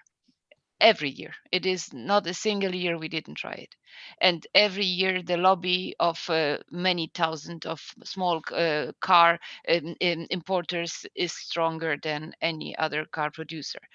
And the only way to get rid of the cars would be to have another scrapping policy in the exporting countries, let's say, because Poland will never be able to do it with this social structure and with these social problems and poverty which there is still in the country. So there is, I believe, an important talk to be made with the countries which are right now concerned with the air quality and with the emissions. Thank you very much, Ilona. That's an important point where we already or just started to work on here at Agora to discuss, about this, lifespan of vehicles, this used cars, where are they going and how can we, also improve the situation that we don't, need so much time with this fleet renewal in other countries due to the used car fleet of Germany or other European countries. But now I stop here. Thank you very much. It was so interesting and also enlightening to have this session. I loved it very much, and I hope that most of you also enjoyed it. And only a few words at the end, just also for the afternoon session. I save it for the afternoon session. But looking on Germany, and I mean, I'm following now the deployment of electric vehicles in Germany for more than 15 years here. I think there is a great chance now for Poland at the moment to avoid the mistakes we made in a lot of areas. And that's why I think this cooperation, especially also on local level, is so interesting and important to see. First, you know, that we started to plan also urban charging infrastructure as slow charging in public sphere. And I think this was also mentioned, if I got it right, by Kasia, that maybe we should think about focusing in urban areas really on fast charging and ultra fast charging, you know, just charging like filling cars, because that might be more easy to roll the infrastructure out to avoid range anxiety, and more, maybe also it's easier to make the grid connection. And that's why I would love to hand over now to the next session, and the last points I do in the afternoon. But now it's really time for the other session, the session on grid integration of electric vehicles, on, you know, how can we support the integration of electric vehicles in the distribution networks, and will they be a roadblock for the development, or will they be synergies between the extension of the distribution grids and networks and the development of e-mobility? And I hand over to Joanna, who will chair this session. Thank you very much for being enthusiastic but bad moderator with regard to timing. You will have to work with this disaster. Thank you very much. Thank you, Christian, a lot. It's enthusiasm regarding electromobility is a most important thing. So, I really feel strengthened with your optimistic approach. And indeed, I won't maybe talk too long about the study, because I will just hand over to Instrat. But nevertheless, the intention which we had when thinking about the study was to basically to think on how electromobility can impact electric power system. So how it can impact power demand, because in Poland we say that energy sector has such huge challenges that we cannot afford transport electrification because the demand will be too high. So we just wanted to check the thesis if it's right or not. And another challenge which we have now, as you may know, PV, photovoltaics, is very fast developing sector. At the moment, we have around 6 gigawatts of PV. It's just poles in love with photovoltaics. So it is becoming a challenge for the grid development. So we are just ahead of the discussion on grid distribution grid development, and we want to just jump into this discussion on PV with electro vehicles. So we want to see whether there is synergy with PV or not. And this is a short introduction for the study, and we just the intention was to really make or increase attention of decision makers on electromobility and grid development. And now, without further delay, I would like to hand over to Instrat. I don't know who will, Pavel will present it, or Ada, or Michał. Hi, good afternoon. I think that we will share So let me share my screen with you first. That's the one.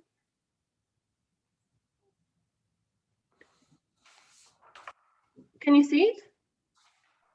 Yes. Okay, full screen mode. Okay, so thank you very much for inviting us to this debate. What we prepared for today is the presentation about the results of our study regarding the impact of EVs on the planning and modernization of distribution grids in Poland, and why this is important. Just to give the brief context, like something that has been mentioned many times before, I believe, so I'm not gonna repeat it too many times. The transport sector is just an essential element for achieving the EU climate goals policy, and we are in a dire need to reduce emissions from this sector, as it became just the largest source of CO2 emissions in the EU. And what's interesting, the emissions are still growing while they were supposed to go down. And development of electromobility is a key to success in achieving those reductions. That's why we want to electrify transport as soon as we can.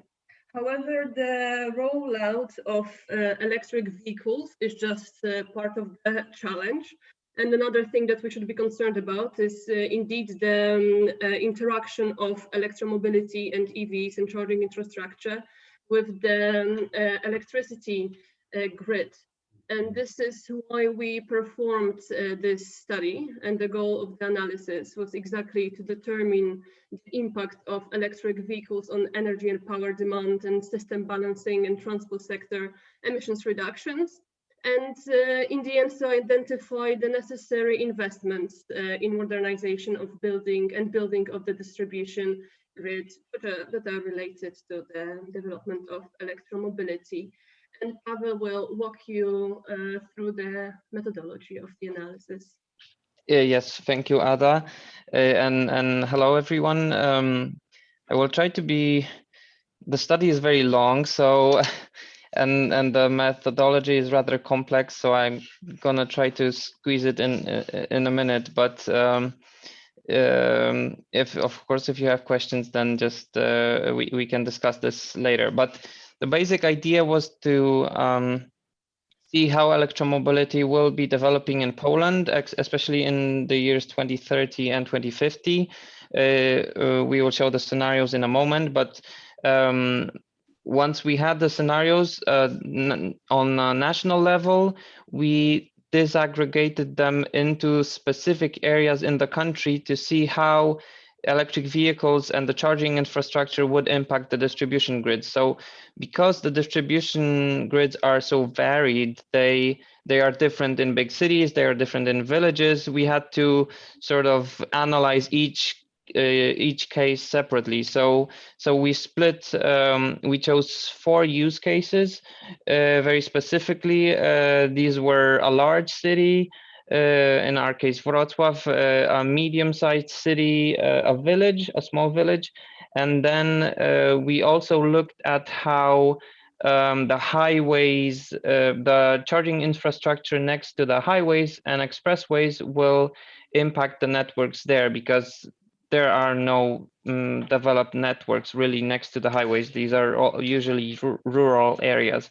So we've looked at all of these different areas. We looked at how the distribution network looks like, the medium voltage and the low voltage networks. We looked at what will be done to these networks. So what are the plans of the DSOs in terms of expansion, grid expansion. We looked at how much renewables will be present in the coming years in these areas. So for example, micro PV installations in rural areas have a huge impact on low voltage grids. Then we looked at how we would place the charging infrastructure in these certain areas. And these were divided into the different types of chargers. And then finally, we calculated the demand these chargers would generate on especially the peak power demand, and if that would overload parts of the components of the distribution networks. So either the substations, the transformers, the low voltage lines, the medium voltage lines. And this all added up we looked at which components would be overloaded and in which areas, and then we proposed a modernization scheme. So what we would do to handle this increased load. And then, of course, finally, we came up to the sort of money, monetary amount of how much all this would cost if we had a certain number of electric vehicles, what we would have to do with the distribution grids to accommodate that and how much that would cost. So I will hand back over to Ada to discuss the scenarios we used. I just have a ask for you, because we are actually running out of time. So if you would focus really on short introduction on methodology and then the results, so that we have really deep understanding on results more than methodology, I think it would be helpful. Thank you. Okay, so I'll just very briefly describe the scenarios that we worked on. And we had two scenarios. One was a base scenario, another one was an alternative scenario. The base one is the moderate development of electromobility, whereas an alternative is a disruptive development. And for the base scenario in 2030, we have only 700,000 electric vehicles, and they later grow to over 4 million in 2050. For alternative scenario, we have 3 million electric vehicles in 2030, and which grows to over about 18 million in 2050, which is much more than in a base scenario. And all of those scenarios and their materialization creates potential for greenhouse gas reductions. As we can see from the graph presented here on this slide, that 2030 gives an opportunity for only moderate reductions of greenhouse gas emissions in both scenarios. In alternative scenario, it's only 10 million, not even 10 million tons less than we have nowadays, and this is because by this time we still don't have that many electric vehicles on our roads. First of all, and second of all, our grids and electricity that they run on is still fuel intensive and fossil fuel reliant. The situation improves by 2050, where we can cut emissions by 2/3 compared to the current levels. However, this is still not enough to meet our climate targets. And in order to meet them, we not only have to switch to electric vehicles, but we also need to switch to different modes of transportation, effectively reducing the number of vehicles on the roads altogether. So looking at the electricity consumption for electromobility, I would jump straight to the alternative scenario in 2050, which is quite a large number. Charging of electric vehicles would account to around 53 terawatt hours of electricity consumption, and that would be around 20% of the total electricity demand in that year in Poland. So 20% is quite a lot, I would say. And if we could switch the slide, you can see that the peak power demand will also be around 20% increase compared to the base load. So in 2050, the electric vehicles charging in the alternative scenario would increase the power demand by around 9 gigawatts. And again, that is around 20% more than you would have without electromobility. And that is, again, quite a lot, because the Polish electricity network and the whole power grid is quite stressed already.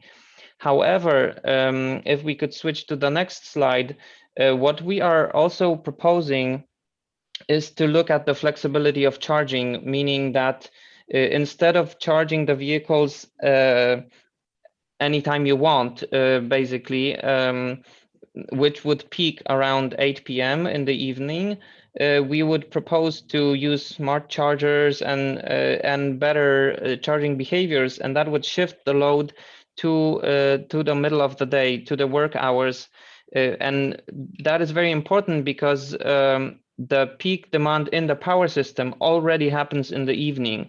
So if the charging for electric vehicles is correlated with that, we have a huge stress. We have huge overloads in the system in around the evening hours, and we also don't have PV generation at that time. So the flexibility is very important, and it leads to a reduction of demand in these crucial evening hours by around 2-3 gigawatts.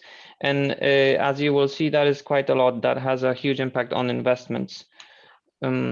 I think now back to Ada. Yeah, moving a little bit to investments, as Paweł mentioned, a development of electromobility will create pressures on the grid, Polish grids, that are associated exactly with the increased power demand. And this is quite problematic because already our distribution networks are very old. The higher voltage lines, 43% of them are over 40 years old. In the medium voltage, also a third of them are over 40 years old, which means that they are prone to malfunctioning already, and development of electromobility might cause further disruptions. So the modernization and investment will be needed with or without electromobility development. However, electromobility would add additional urgency to it. So looking at the investment costs, we come up with these numbers, and these are all our final results. Excuse me, because my doorbell is ringing. But the final amount, the final investment costs for distribution grids would be 12 billion zloty in the alternative scenario, and that is actually not a lot. Also, it could be further reduced by around 49% if we introduce flexible smart charging, and that is quite a huge difference, 49%, and it comes from the fact that we shift this load to the hours that are not so critical.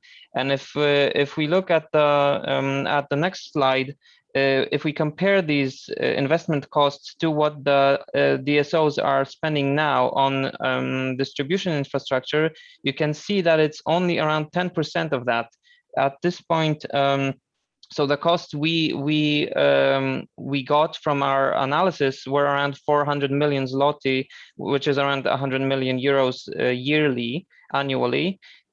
And compare that to the current cost, which is around 1.5 billion euros annually. So, so really the electromobility would increase the investment costs in distribution networks by maybe 10%. And so that is not really a number that would disrupt the development of electromobility. The distribution grid costs are not the biggest problem, I would say, in the development of electromobility. It's definitely the charging infrastructure. And I won't go into the details of the results. I will just underline one next slide, please. I would just underline one important result, because we looked at all of these different areas, and you will see all of the different results in the report. But one important thing is that it looks like the most critical problem or challenge in terms of grid infrastructure and electromobility are the high-powered chargers next to the highways and the motorways. Just because there's not much, the grid is not very dense there. We need to build new connections, new substations, or strengthen the existing ones. So the costs actually are very high in those areas, and the distribution grid needs to be planned accordingly or together with the expansion of the road networks. So that is I think the biggest challenge we came up with during the analysis. Okay, so to quickly summarize, some of the main conclusions of our analysis are that the costs incurred by the distribution grid operators are actually, as Pavel mentioned, relatively low and should really not be a barrier to the development of charging infrastructure and electromobility. If the distribution grids are not systematically modernized, meet basic needs of electricity supply and development of renewable resources, obviously the investments that will be needed later for electromobility development will significantly increase, and this is something that we should prevent. Another point is that development of micro PV installations should be taken into account in the design of low voltage grids. Also, because the development of electromobility might contribute exactly to limiting the investments necessary to adapt to distribution grids to the rapid development of renewable resources, as the increase of local energy consumption by households for EV charging reduces the amount of energy returned to the grid by prosumers, also reducing the scale of investment needed to accommodate that. And that would be it. Thank you very much for your attention. Thank you very much, Ada and Pavel. I'm just wondering, because I know that our commentator, Michał Baranowski, needs to leave for a second. So I'm just not, I don't know. Michał, are you with us? I don't know. I think he's not with us. So okay, let's start discussion so we will finish on time. I see Ilona is having a question. So Ilona, the floor is yours. Actually, I'm having a comment on the issue.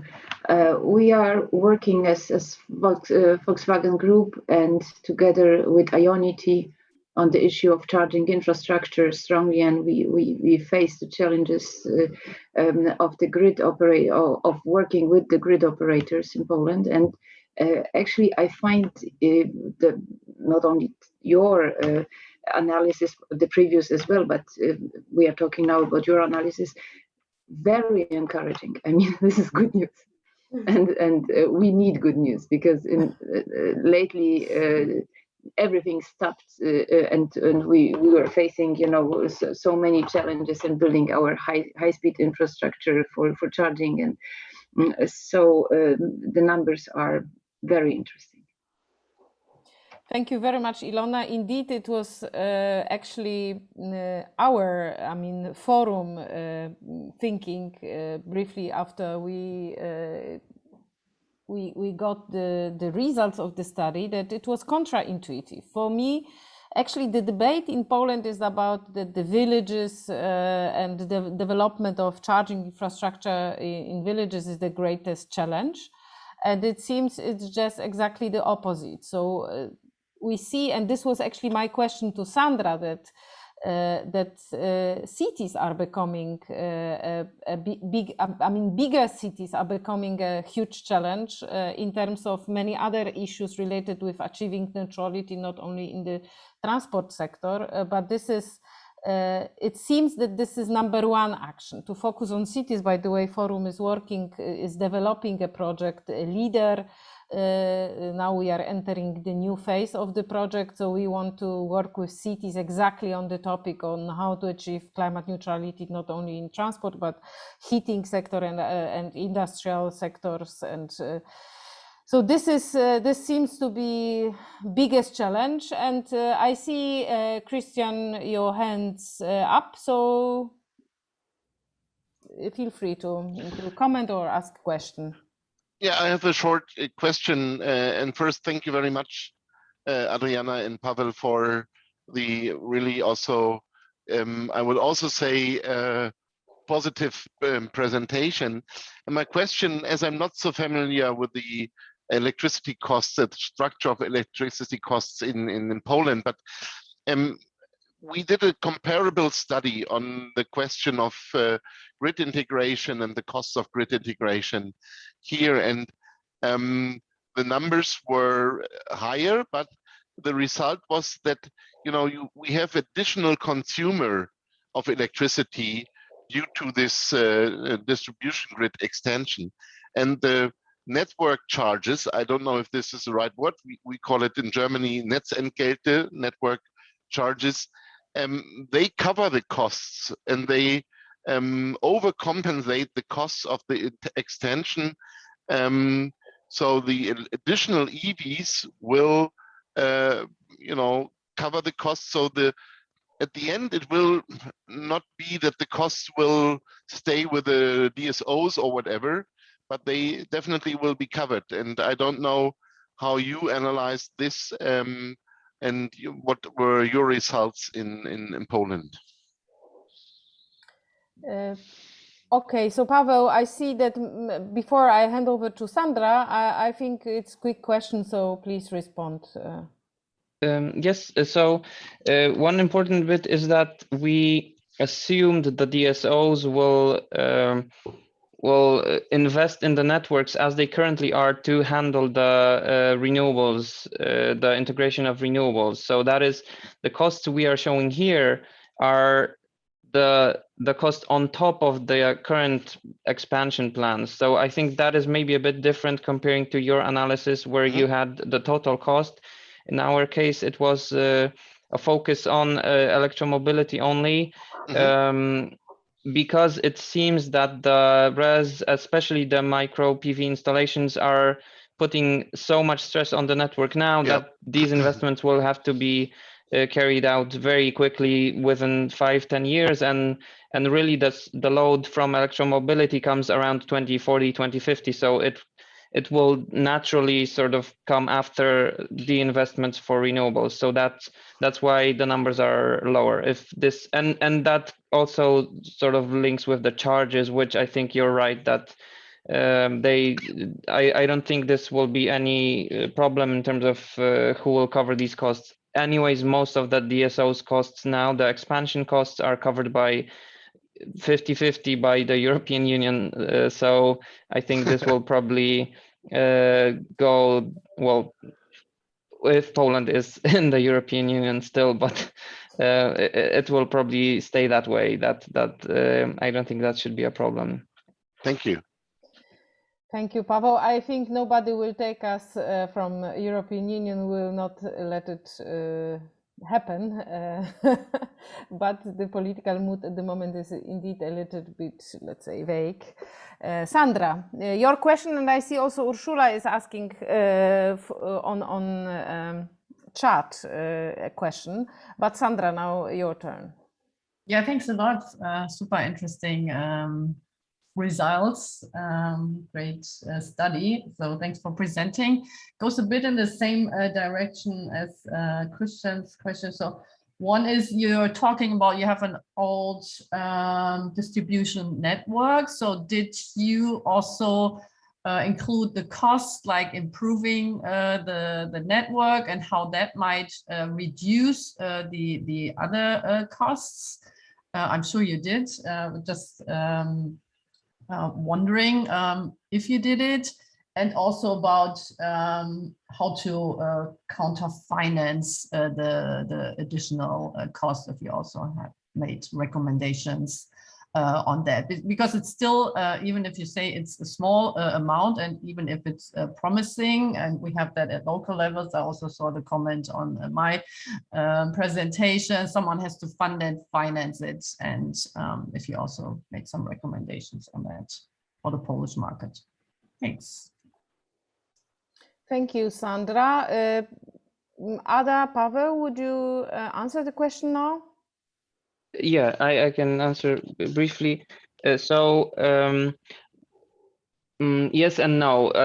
So as I mentioned, we assumed the investments will be carried out in a similar fashion as they are now. So that's the 1.5 billion euro annually, which is more or less in line with what the DSOs are planning for the next 10 years, and that assumes some level of renewables expansion and some level of electromobility expansion. So, and that is already covered within the DSO's tariffs. We expect them to increase slightly, but they are covered. Well, these costs will be translated more or less directly onto the end users, households and business, etc. So we didn't look at, we looked a bit at the tariffs. Maybe Ada will want to add something, but we didn't look at the funding in terms of, I don't know, European programs or stuff like that, public funding. We didn't dive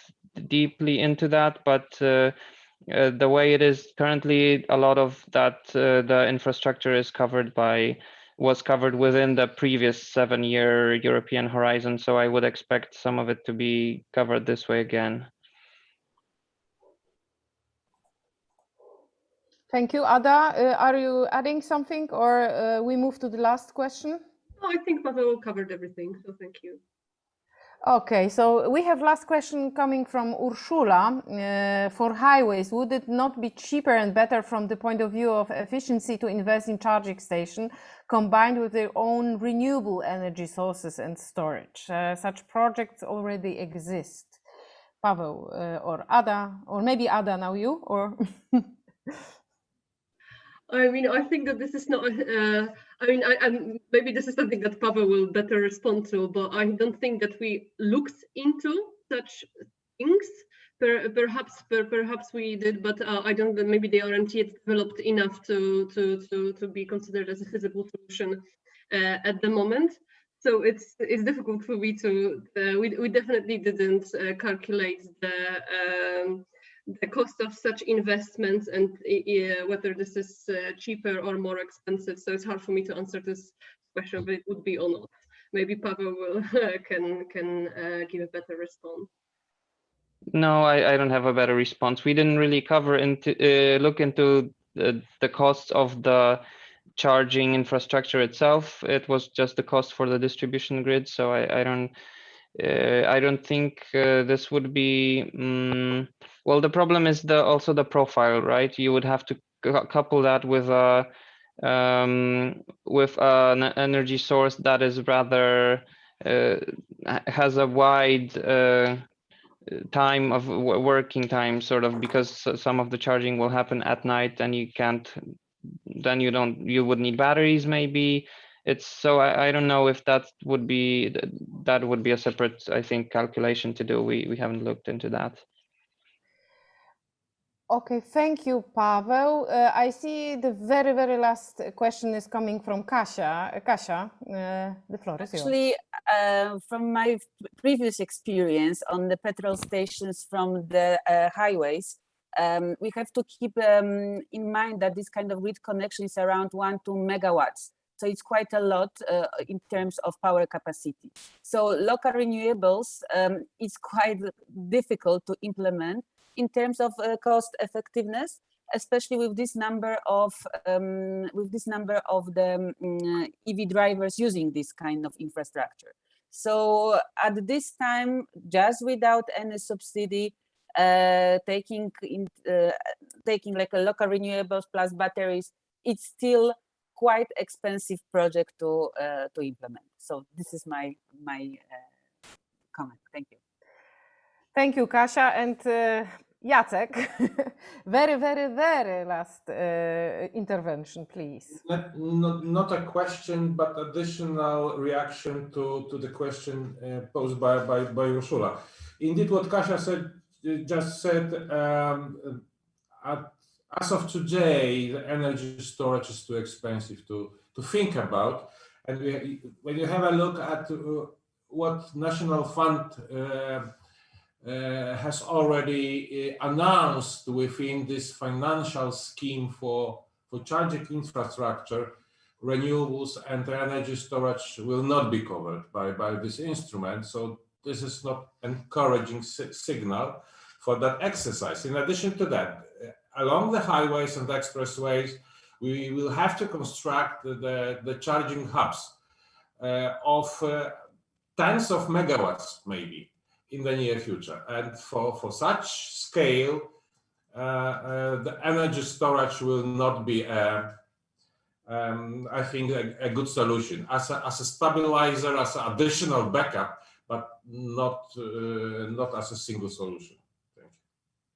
Thank you very much, Jacek. So we are just concluding the session before the lunch break, and the general conclusion is that What I think we really need in Poland, and this is also one of the results of the study which we published 2 weeks ago about micro installation integration in Poland, is that we need DSO to prepare their plans on how to integrate small-scale infrastructure, including photovoltaics, EV.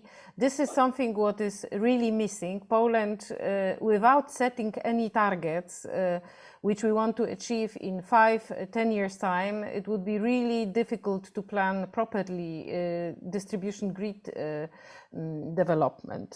So this is general conclusion, and certainly one of the recommendation of forum which we publish soon is exactly the same, like DSO needs to prepare for a change, and the state need to push them in this direction.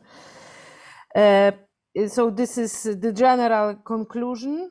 The challenge is not as big as one could have imagined, and this is something what Ilona highlighted, that it's not that the future is only green, but it's also could be seen quite optimistic, and this is important result. And the study which you could see the first results at today's presentation will be published probably in about 2 weeks time, as Claudia have written on the chat. So please follow our webpage. It will be published soon, and we will send certainly around the study. And now I hand over to Ernst for further moderation. Thank you very much. Thank you, Joanna. Thank you, everybody, for engaging lively in these discussions.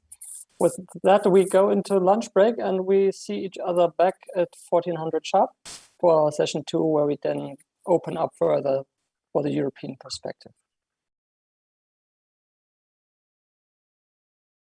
Welcome back, everybody. Thanks for joining the afternoon session of the second platform meeting of the Integrate project. I hope you all enjoyed your lunch. With this afternoon session, we will now open up again the perspective onto the European level. It's a great pleasure that we also have in our rounds now Mr. Norbert Kurila, who is the advisor to the president of the Office of the President of Slovak Republic and the former State Secretary at Ministry of Environment of the Slovak Republic. Welcome, sir.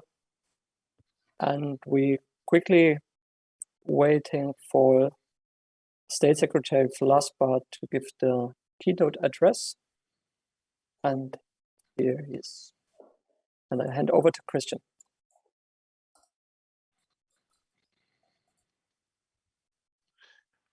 Thank you very much, Ernst. And I can see the Brandenburg Gate. That's a good sign. And therefore, also a very warm welcome back after the lunch break to our second session. And this is my great honor and pleasure now to introduce State Secretary from our Federal Ministry for the Environment, Jochen Vlaspa. He's also the patron. The project is under the patronage of Jochen Vlaspa and Michael Kotika, that was Jochen Vlaspa, the thing we discussed in the morning session, unfortunately resigned yesterday. That is something I definitely know that you are knowing this because you're very close to Michael Kotika. And therefore, nevertheless, it's great to have you here in difficult times. We already talked about these difficult times, also in the relationship between Poland and the EU and also some member states. But therefore, we said that this is such a great pleasure and honor to work on issues where this, it's very obvious and visible that this cooperation and this exchange is for the benefit of the two countries and also for the benefit, in this case, in the field of e-mobility for climate protection. And therefore, we are really grateful that only a couple of days before the next COP conference in Glasgow, you take the time to give a short opening speech and also an outlook on the question, you know, where are we heading in the field of climate protection and transport? Which role do you see for e-mobility in the next years? And what can we do for promoting this and driving the further deployment of electric mobility in Europe for the good of the climate protection? In this regard, just 2 years back, when we were all in Katowice, Michal Kotika launched this Katowice Partnership for E-Mobility, where the international cooperation played a huge role for driving the development and the deployment of e-mobility all over Europe to get the climate benefits from this development, but also cooperate on a bilateral level between the member states to exchange on good experiences, but also on bad experiences, to learn from each other, and therefore drive down the costs for the industries all over Europe to deploy more electric vehicles, more charging stations, and electrify our road transport for the good of the climate. So again, a very warm welcome to you. It's a great pleasure to have you with us today. We know that your time is very valuable today, and therefore the floor is yours. Please, Mr. Flassmann. Thank you, Christian. Dear colleagues and friends, yes, I heard about the recent development in Poland, of course, but just allow me not to comment on that. And with that, first of all, I would like to thank you once again for the opportunity to be the patron of the IntiGrid project, powering electromobility in Poland and in Germany just a year ago. I'm really happy that we are meeting today to discuss the outcomes of this important project. Sorry that I couldn't follow the earlier session, and I will not have the benefit to listen to the later sessions, but I certainly will get reports on that. Motivated by the conviction that cooperation beyond national borders is crucial in the first fight against climate change, we founded the European Climate Initiative nearly 5 years ago.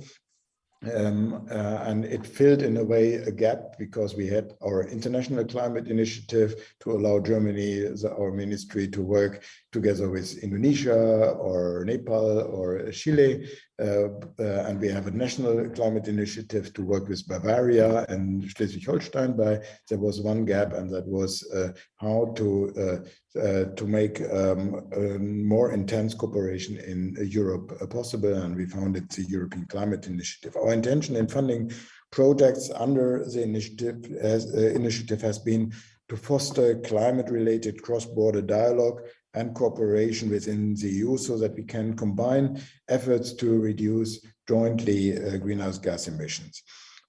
Poland is the initiative's most important partner, and may I say so, I'm very happy that our eastern neighbor has such a prominent role in the initiative. The IntiGrid project is a fantastic example that shows how cooperation can work on the ground. The project produces excellent results. Let me just mention the outcomes presented in the first, obviously, I guess, part of the event, the practical recommendations for integrating electromobility in Poland's electricity system and the results on the integrating electric mobility in urban traffic. All of this shows the importance of bilateral exchange. I'm delighted that we have found in our geographic neighbor a European partner and committed ally in promoting electric mobility as part of our efforts to combat climate change. Electric mobility, in my view, is an important pillar in this fight. Not the only one. We have to look at the whole system as well, but electric mobility is one of the key pillars. And the fight is urgent. We have seen extreme weather events in the last months with clear, visible ability of the devastating power climate change can have. And we in Central Europe realize that weather extremes are not something just for the global south, that they are happening in our respective countries as well. Since its breakout 1.5 years ago, the COVID-19 pandemic has taught us that every crisis also brings opportunities for renewable and change. In the case of the opportunity of a green recovery, which is mainly about ensuring that economic stimulus packages are sustainable. They should not only help the economy in the short term, but also contribute to our long-term transformation, which is for Europe our vision, our iconary vision of the Green Deal. Poland is actively promoting electric mobility with a special focus on local public transport, especially e-buses. This commitment is going hand in hand with large-scale international initiatives and concrete action. Germany too has taken extensive action to fight climate change. The Climate Change Act is at the core of Germany's climate policy. Most importantly, it fixes sectoral targets for the necessary emission reduction. It builds on the climate action plan we launched a couple of years ago for 2050 and our climate action program 2030, which provides for concrete measures. The current version of the Climate Change Act specifies that by 2030, emissions from transport sector have to decrease to 85 million tons, a reduction of nearly 50% compared to 1990. And I think Agora, especially also our other guests, know that we were on a more or less constant level of emissions for more than 20 years. So reducing it by more or less a half in a decade is really a challenge. Given these numbers, developing electric mobility is an important element of transforming the transport sector and making it fit for the future also in our countries. The German government is creating multiple incentives and implementing a number of policies to promote electric mobility. It supports the rollout of charging infrastructure, and most importantly, it provides financial incentives for the purchase of electric vehicles. In addition, the German government backs research and development and is leading when it comes to research funding. It has been 382 million euros in 2018. That's the latest figure I have. I guess Agora might have newer ones. However, I don't want to talk too much about what we are doing in Germany.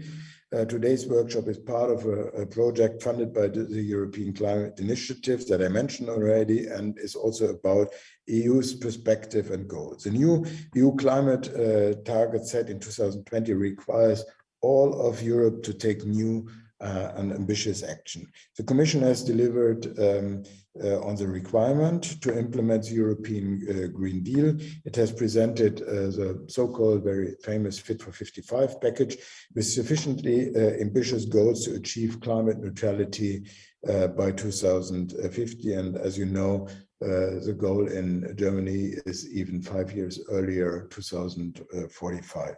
By now, it should be very clear that the transition to electric mobility will play a key role in reaching these goals. The EU's Fit for 55 package proposes a bundle of measures, introducing of an ETS for the transport sector. I know that there is some suspicion in Poland, also in other countries, also in the European Parliament, in different party groups. The Fit for 55 package also proposes new targets and fleet targets, the instrument of fleet targets being very instrumental over the last 10-15 years, with zero CO2 emissions by as of 2035.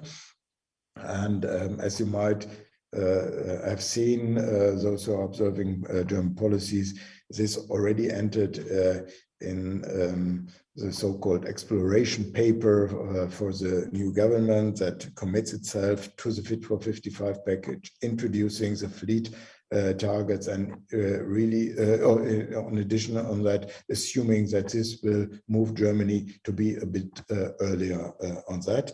The proposal for the Fit for 55 package also includes a massive rollout of charging infrastructure. As in Germany, the automotive industry is an important industrial sector. It is also in the Visegrad countries. This sector is facing huge challenges and also, if you don't care, disruptions. Still, challenges always, as I said earlier, bring opportunities. I would like to invite all of you to turn the necessary transformation of the mobility sector into an opportunity.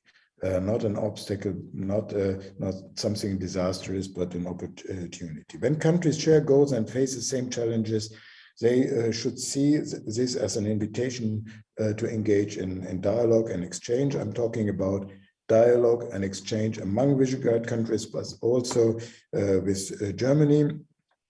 I'm convinced that there is much we can learn from each other. It was, if I may add that, always my view, because Germany is belonging to the so-called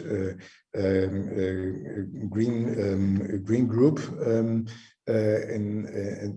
the member states, and I always found it too much thinking in silos. And therefore, I visited Visegrad groups as a state secretary from one of the green group countries of the member states, and I always came back from this meetings with new insights. And I believe, as you mentioned that, Christian, at the very beginning, we have to ensure that we make better chances of our possible friendships between countries.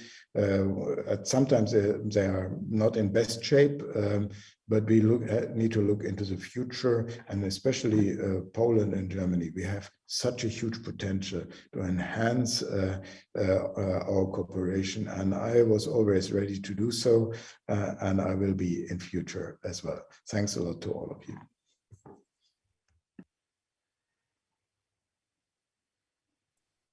He's still muted.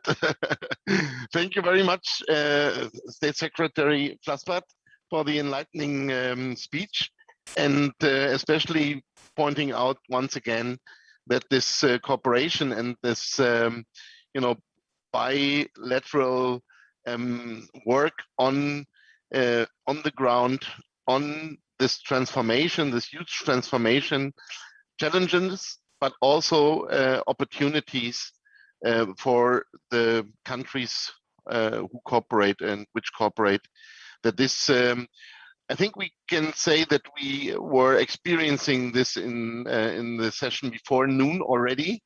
There were already, the request for extending this cooperation, but I don't want to talk about extending a project under the OIKI, just saying that I think there's a huge appetite for further cooperation, and as Poland has a little bit lower fleet still in the market, that is something I think where we were only 3-4 years ago with very pessimistic views on the development of this market, and now it is taken up, and I think there's a huge potential now also learn from our mistakes in other countries to avoid them and to catch up with this development very soon.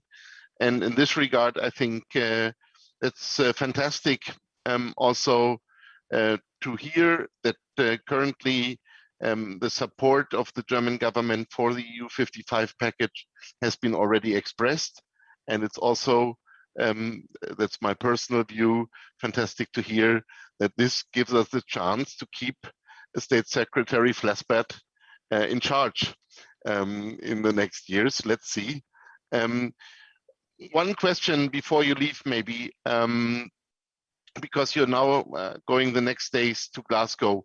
and you had the special task of trying to ensure and enforce the industrial countries for their commitment and their pledge to spend 100 billion euro a year for transferring technologies, knowledge to developing and emerging economies to have an inclusive transformation for climate protection.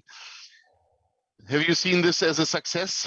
And will you see that Glasgow can be a success following up the COPs in the last year, and also looking back at least at a very successful COP 3 years ago in Katowice?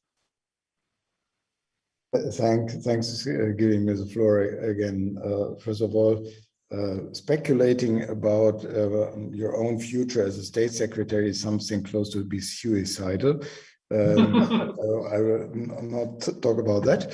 And the next one, yes, we have finalized our work. Jonathan Wilkinson, I need to say now the former Minister for Environment, but he now just became Minister for Energy and Natural Resources in Canada. So he's in charge, but with a different portfolio. And we worked very hard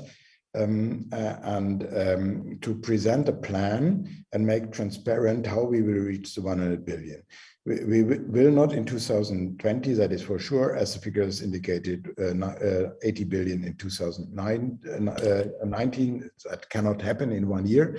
We will, in our projections, not reach it in 2021, but we will be, well, if we are lucky, we can reach it in 2022. Maybe we just get very, very close to it. But in 2023, we will already also in a pessimistic scenario will overachieve the 100 billion, and then it will climb up. So what we couldn't do, we couldn't make the things better than they are. The only thing we could do is to be as honest, as transparent as possible. And I think the 100 billion in average is something we can present. And I got a lot of understanding from developing countries. Also, I think we always underlined, I don't want to be too long on this, but it reflects the respect we have to have in cooperating with each other.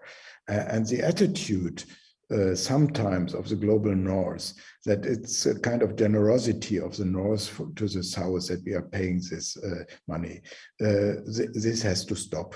It's a question of fairness. It's a question of responsibility, because most of the countries I'm talking to in the global south have more or less nothing to do with the climate change happening. And I think emotions are sometimes even as important as facts. And if we have the empathy to have an understanding for the needs in developing countries, then we are on a good track to and in Glasgow, and I'm quite convinced we will have a success there. Thank you very much, State Secretary Flassbart, and all the best for Glasgow. We know that you have to hurry and go to the next meeting, so, but the more we really appreciate that you took the time and took the time with us here on talking about the issues which we will discuss now in depth. We will present a study on, you know, where is the state of play in e-mobility, not only in Poland, but in other Visegrad countries, and how can we maybe enhance the cooperation and come to progress there.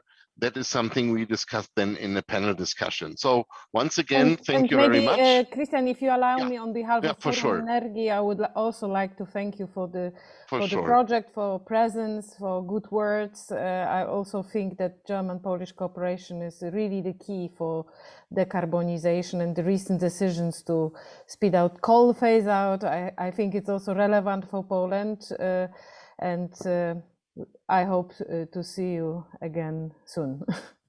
Thank you, Joanna. And as I'm leaving now, I just spotted in one of the video screens Marcin Kowalec, and I don't want to leave without waving my hands to my good friend Marcin. And this Cross fingers for your endeavor in Glasgow. See you. Bye-bye. Ciao. Okay. Martin, we will tell him later that you were the pioneer crossing borders with EVs today. So he will love this story. I hope that by the way, it was one of the recommendations of our study on the Visegrad electromobility, that we want to build, you know, the highways, I mean, electro vehicles, charging stations to each of the capitals of the Visegrad, but also Berlin. So we are able to reach the capitals around Poland with electro vehicles. So Marcin is already doing with Jacek this realizing this recommendation or testing the recommendation. Testing it, but you're spoiling the results of the study, Joanna. So, but it's a good. Let's say it's a teaser, not a spoiler, and therefore we are a little bit behind schedule, but not too much. And I think it was worthwhile to listen to State Secretary Flassbart. But it's now my great pleasure that we open the discussion and broaden the discussion a little bit beyond only this bilateral cooperation between Germany and Poland to the European level, and under the, let's say, framework of Eastern Europe Fit for 55. And in this regard, I think to start and as a foundation for the discussion, we will learn about the study Joanna already mentioned and presented some of the results, but this study was prepared by the Electric Vehicles Promotion Foundation, by Jacek and Marcin, and they will just let us know about the results, and they present about the results and maybe also some recommendations for our further discussion. And after the presentation, I will introduce our panelists for the broader discussion, and you are also then welcome to join the discussion beyond the panel. But first of all, it's my great pleasure now to give the floor to our two pioneers. I cannot see them now on screen, but I know that they are with us. Christian, yeah. May I quickly interrupt? We had the request whether Michał Baranovsky could quickly come in, as he wasn't able to give his comment in the morning. No problem. I knew about this, but I forgot it. So Jacek, just a moment, and we are very happy to get now the comment what was missing from the session before noon on the study on the integration and the challenges and opportunities of the integration of electric vehicles, electric mobility, especially on the distribution grid network. And I'm very happy that Michał Baranovsky now takes the time. He's a CEO of Elocity in Poland.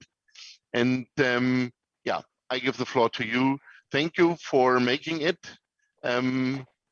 And we are looking very much forward to your comment on this grid integration part of electric mobility. Yes, thank you very much. And I'm sorry for my absence from the previous session. Please allow me to do a short comment on the construction of the EV charging infrastructure in Poland. We manage more than 400 charging stations in Poland. We have 4 in Germany, very close to Berlin. So we have also international experience. Perhaps you are not expecting this, but our experience shows that the development in infrastructure in the cities is not the problem, and the installation of new charging points is carried out on an ongoing basis. That's our experience. Of course, in urbanized areas, especially in largest city, the increased demand for charging electric cars should not be negative on the grid. However, we can see that providing charging services for many cars in multifamily or in office buildings would be a bigger challenge because the availability power may be not sufficient. dynamic power distribution based on the power availability and a given time, I mean, dynamic load management could be a solution. On the other hand, we need to educate drivers that and convince them that even slow chargers can provide sufficient quality charging without negative effects on the building infrastructure. A much bigger challenge is building high-power charging stations in rural areas, especially along highways. This is the serious problem in Poland. In such places, very often the availability infrastructure is not sufficient, therefore unable to provide such services. But Marcin and Jacek drove successfully from Poland to Germany. So quick comments on building infrastructure from my side. Thank you very much. And I think, Michal, I don't know if you will be able to stay a little bit more. Yeah. But we will definitely come back on the question of charging infrastructure, as we have then also the spokesperson of our National Center for Charging Infrastructure here in Germany with us. So I think that will be also an interesting discussion, hopefully together with you. And we will come back to this point after we introduced now the study on the Visegrad countries. And first of all, thank you very much for taking the time, and thank you very much. Hopefully we will also have you later on in the panel discussion, Michal. And therefore, once again, but now shorter, I hand over, and I already introduced you to Jacek and to our two pioneers with the EV across the border. And Jacek, the floor is yours. And we are very much looking forward to the state and perspectives, challenges, and, as we learned, opportunities for electric mobility in the Visegrad countries. Jacek, up to you. Thank you very much, Christian. And it's always nice to be the pioneer, but I will come back to this pioneering exercise a little bit later. Well, let me have this opportunity to present the key findings of our study, which was done a couple of months before. The aim of the study was to have a closer look what are the policies and measures in place in the Visegrad countries in support to e-mobility, and what is the speed of the uptake of electric vehicles in the market, what is the state of deployment of charging infrastructure as well. However, this was not only the only objective of the study. We have also analyzed the possible impact of the fast development of e-mobility and electric cars with regard to the auto industry sector, which is strongly present in all Visegrad countries. Okay, so these are the key issues that I would like to provide the panelists with some food for thoughts. At the very end, I will present some recommendations. Okay, we were talking a lot already today about the challenges with regard to the new emission target. Just to underline what having this emission target higher, the emission gap is wider. And definitely having a closer look at the structure of the CO2 emissions in the European Union, this target will not be achieved with no participation of transport sector. So the transport sector and how the industry sector must deliver its target both at 2030 and in 2050 if we are about to reach the neutrality target. Let's have a closer look at the V4 countries. I mean Poland, Czechia, Slovakia, and Hungary. Of course, you can see that in 1990, the share of the emissions coming from transport was very little. In 2018, this share is much higher. So transport slowly becomes a real problem in our countries. In particular, Poland has a huge problem with a huge increase in CO2 emissions from transport sector, despite new emission standards coming into force. But this is mostly due to the high number of all used cars imported to our country, and each and every year the number of first registrations in Poland is about 25% of new cars and 75% of used cars, imported used cars. And this is a brief overview of what have been achieved by and in Visegrad countries with regard to indicative targets coming from the implementation of AFID directive. Of course, these targets were not obligatory, so these were only indicative targets put into national policies and legislation. And well, briefly, it seems that in terms of charging infrastructure, the situation is not so bad. In particular, with regard to fast chargers, almost each and every V4 country matched the target with regard to fast chargers, and at least some of them also reached the target with regard to slow chargers. The situation is a little bit different with regard to the speed of uptaking of electric vehicles uptake.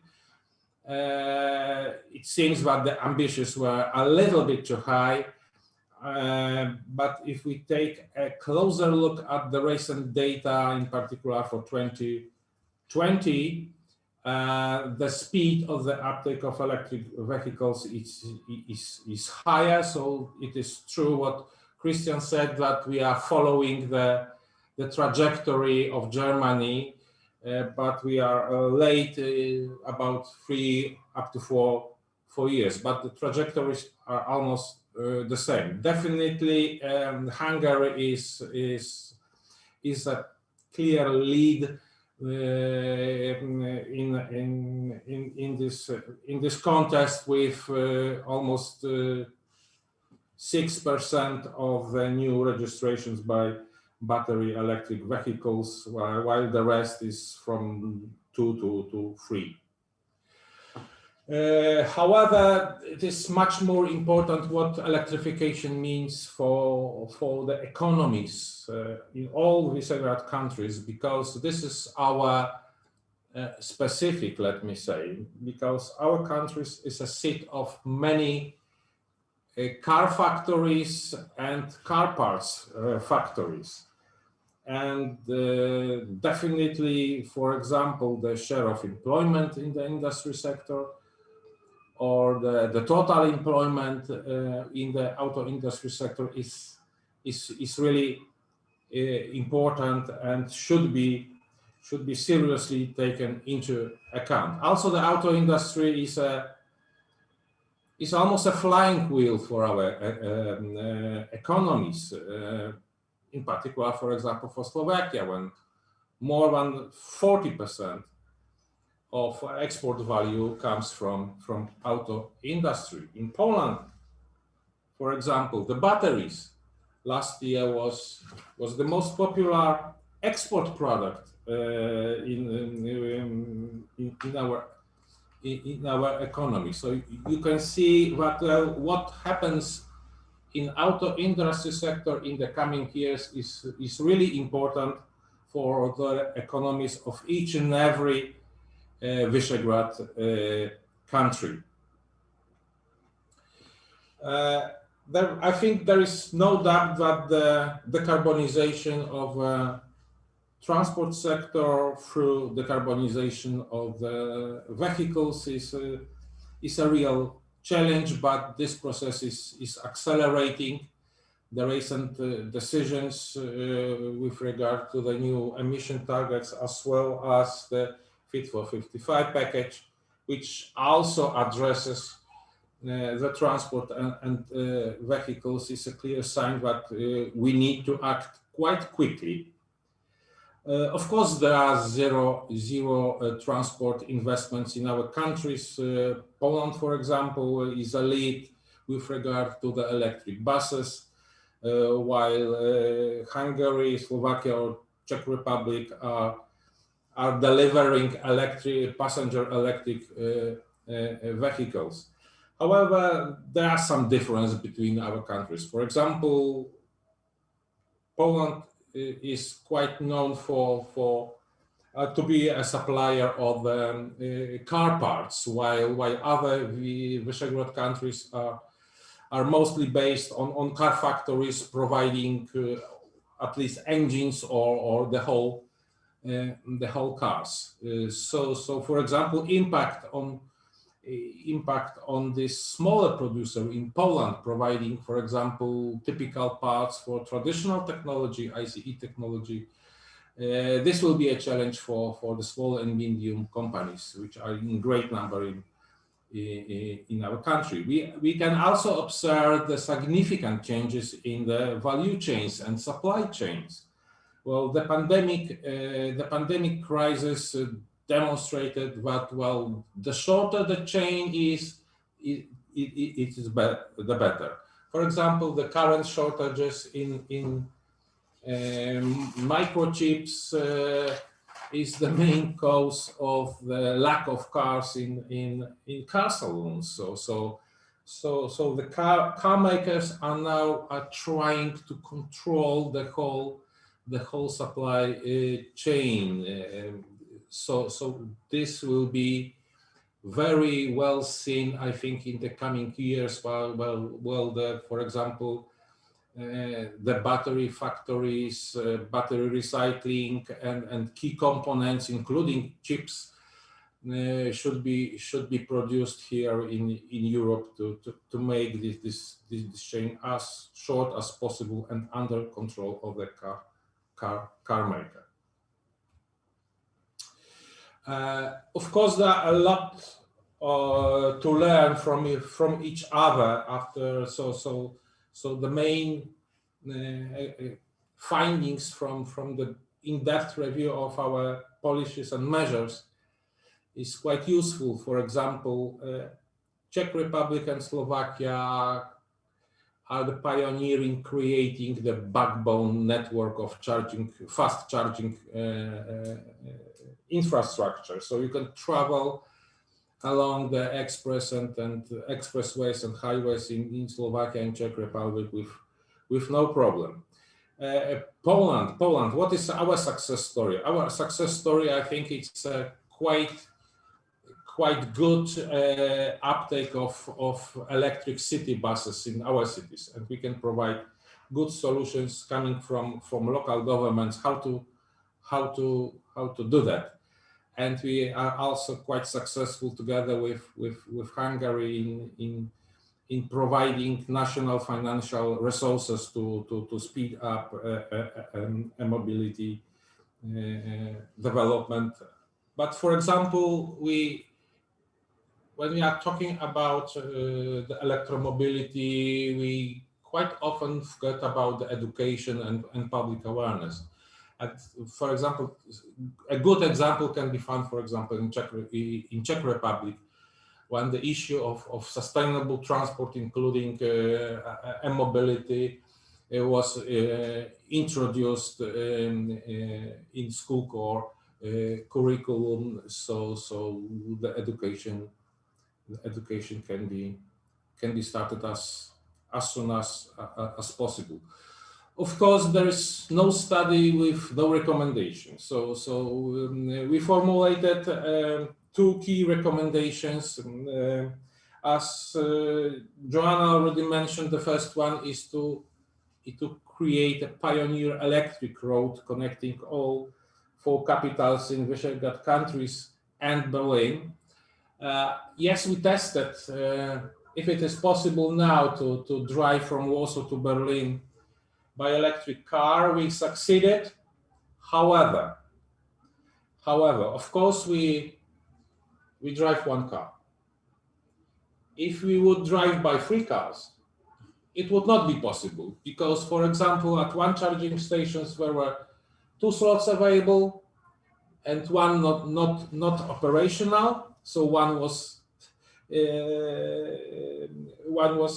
functional, and the second charging station only very fast, but only 2 slots were available. So if you come by 3 cars, okay, you have to wait. So that's why we need to develop further the charging infrastructure along express and highways, not with just single station, even high speed, but single stations, but charging hubs ready to provide charging services, not only to passenger cars, but also to coaches or heavy duty vehicles. And without such a charging hubs, well, further development of mobility, in particular in road transport, heavy road transport, would be extremely difficult. Of course, this EV4 road could be a kickoff for the whole Europe to connect all capitals of the European Union with such a network of charging hubs. And the second one is focused on auto industry, and we can observe that mobility and electric cars manufacturing will need a slightly different skills and qualifications. So it would be extremely useful to create a regional competence center for mobility, which could be coordinated and funded by one of the V4 financial institution, which is the Visegrad Fund. And this cooperation could be established both at technical university level, higher education, but also with regard to the medium education and training courses in existing factories, or others to provide also additional skills, additional needed skills for employees of auto industry in new areas like batteries, recycling, etc. Thank you very much. Thank you very much, Jacek. Fantastic overview about the status quo of the development on e-mobility in the Visegrad countries, and also I think some promising recommendations on enhancing the cooperation between the countries, where I think also our learning is we have those cooperations in Germany on state level, and this strategy dialogues on state level on the transformation of mobility, and mainly on electrification on road transport. And those states, federal states, Baden-Württemberg and Lower Saxony, they are doing much better in the transformation, not only or not mainly in the question how many EVs do we have charging infrastructure, but also and mainly how the industry adopts to it, and how the industry is taking up this transformation not only as a challenge but also as a as an opportunity, and adopt earlier, so that this will not be a disruption but an evolution in action. Thank you very much again, and I think I'm really pleased, and we highly appreciate that we have, I would say, as a commentator to this study and to this discussion paper and policy paper, I could not imagine someone better experienced and better from his personal background and that he can do so. My colleague Ernst just already mentioned that we are very happy to have Norbert Kurilla with us, the advisor to the president and the office of the president of the Slovak Republic. And he is doing this now, but before this he was the Jochen Flassbart from Slovakia, so to say. He was the state secretary at the Ministry of Environment of the Slovak Republic. And before this, he was based on his PhD in international economic relations, working very much on the coordination on environmental issues as an EU affairs coordinator at the Ministry for the Environment, then also went to the representation in Brussels, representing Slovakia in the EU. And yeah, so I think there is no better person who could comment on it. And we are very much looking forward to your intervention. Thank you for being with us today. Thank you for taking the time, and the floor is yours, Mr. Kurilla. Thank you very much, Christian. Good afternoon to everybody. Thank you for having me on this panel. And I think you used too many nice words. I think there are also much brighter and knowledgeable people than me, but I'm happy to share my perspective and my take on the studies very eloquently presented by Jacek and his team around it. So I think I would definitely concur with all the recommendations he put forward, and also when he presented how much automotive industry and sector is important for our region. You saw some figures with, at the part of GDP, how much, we take it on our exports, how much this sector contributes to our economy. So that's why we are very serious in discussing how to make this transition happen in this automotive sector. As we heard, and that, some actions, and by making mobility more sustainable, we must go to each and every contributor of GHG emissions. And we know that zero emissions in public sector would probably not be enough. And that's why we need to be further, and maybe passengers and long haul freight is something that needs to contribute, having in mind, this green transition and electrification in general. So we need to electrify our transport throughout the value chain. And of course, it would not be enough, unfortunately, because we need to also look what kind of energy we are fueling into this electrification. So at the same time as we electrify, we need to also decarbonize our energy, because it would be very unfortunate to use kind of a sort of a dirty energy to fuel the car. So this is kind of a parallelism we need to be mindful very much of. So as Jacek very well explained, it is a major sector for our economy. It is a major sector for our employment and jobs creation. And it is a major sector which is going to undergo the deepest transition ever, because lots of the manufacturing factories and all this automotive industry will basically change dramatically. Many of the jobs will disappear in a decade time, because battery-driven vehicles don't need so many suppliers, and it will have a huge social impact, and all this workforce needs to be reskilled and put to future-proofed mobility needs that we ask for. Only in Slovakia, maybe one figure, which was perhaps even more alarming to underscore that we have employment in the automotive industry with around 100,000 people, but it's only direct employment. When you add the indirect jobs that are connected to the direct employment, it would come to another 200,000. So in total, we have globally, only in Slovakia, around 300,000 people employed directly, indirectly with automotive industry, which for a country of 5.5 million is super significant.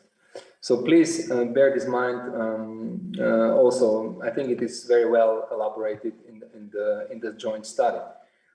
What is also the key finding, even though I think the investments into the electrification is still underperforming. We have now, with all these recovery and resilience packages, lots of money to be, absorbed and invested in the very short. So we need to make all arrangements possible to digest this bulk of money and focus on fast charging infrastructure, but also general, more comfortable charging points that could, make a life of drivers more convenient. So investments in Visegrad countries into the electrification is the key.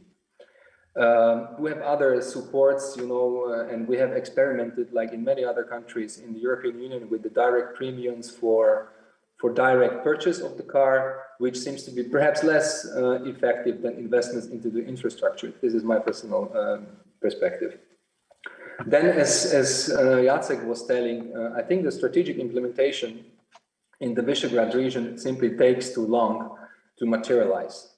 As evidenced by slower rollout of e-charging infrastructure and also clean tech skills agenda, maybe compared with Germany, because this is mostly about for today between Germany and Poland, but widely speaking in Central European region. So I think this is taking simply too long. And second observation, that the green investments need to be fast-tracked. We have to respect, of course, the administrative procedure, but should be more creative in terms of overcoming the bureaucracy and the lengthy procedures that are basically here with us. And because we have really literally very little time frame available to absorb and to invest the money wisely. So fast tracking of investments is the key. And last but not least, it was also highlighted very well, it's the cooperation, not only in the Visegrad countries, but also in the region, or more widely in the European Union. It's the key. And as we know that transport sector must take its fair share in overall climate action in European Union, especially now with dealing with Fit for 55 target. This kind of fair share is also quite a prerequisite for making it possible, but also it is an opportunity for the region to be a kind of more proactive, seeing it as an opportunity and basically making it worthwhile, making it sustainable at the same time. Last but not least, I would also say, and I would maybe add my personal recommendations, which was not part of the Jacek's ones, about this electric vehicle or electric routes in V4 capitals, and on top of regional competence center for electromobility. I would also name one important area, and it's the EU battery development and EU battery supply or value chain. Maybe also thinking of creating a kind of EU battery academy or Visegrad battery academy, that everybody from the region, from the Central or Eastern European region, could actually take the course and be part of that program. I think it fits very well.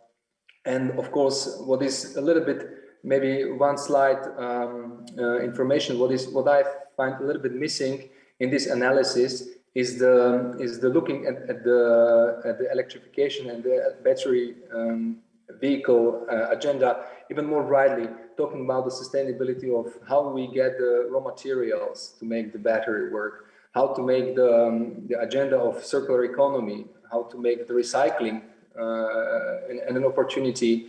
So I think this was not part of the study, but I think I would also recommend to enlarge the scope to reflect on circular economy, on recycling of batteries, on the EU battery development, because our region is actually very much in a perfect shoes. Since we are automotive superpower, we can be also battery superpower, not only in Europe, but also worldwide. Thank you. Thank you very much, Norbert, for this really also very concise analysis, but also some recommendations with regard to this study, and also linking the EU Fit for 55 package with the upcoming EU funds. On the one hand, with a recovery fund after the COVID crisis or as a response to the COVID crisis, and also the next EU long-term fund of the EU. And this leads me to our next speaker. And we slightly now move to the panel discussion. And we got to know him already in the session before noon. I told it's the father of the EU Green Deal and also of the Fit for 55 package. But it's also worth to mention that he led the international climate negotiations, because Jochen Plasbart mentioned the COP, but he paved the way for the EU to the Paris Agreement, so to say, because he was negotiating the lead climate negotiator for the EU between 2023 and 2015, if I understand it right. And that's always, I think, impressive to see that, you know, after 12 years, you finalized then not the Green Deal, but the Paris Agreement. And this is more and more successful, as we see that at least in the last 2 years, so many countries worldwide now enhanced and tightened their climate agenda. More and more countries are committing themselves to net zero 2050. So I think that shows how great is the success of the Paris Agreement and how binding this is seen. And therefore, coming to the EU Green Deal, which is, so to say, the Brussels Agreement, if I say so, if I may say so. That means it's especially the Fit for 55 package. That's what we learned and discussed already. It's requesting a lot from member states, especially in Eastern Europe, but in combination with funding and investment opportunities, it's also a great chance to now focus the investments in the right direction on the way to climate neutral Europe. And in this regard, I would love to get view of you, Arthur, on the question, what was your hope when you created this mechanism? And do you see that there is already now a start in Poland, in Visegrad, to go this route and use these opportunities or use the challenge of getting climate neutral also as an opportunity for economic and sustainable development in the country? So great to have you with us today. And first of all, you have to tell us, at least me, what kind of church you have in the back, because I don't know it, honestly speaking, but maybe I'm the only one. Okay, that's thank you very much, Christian, and thanks for inviting me. The view you see is the view that I have out of my window. It's the cathedral in the city center of Brussels. Okay, wow, it's a good view, I would say. Indeed, I can just look out and then I have that view.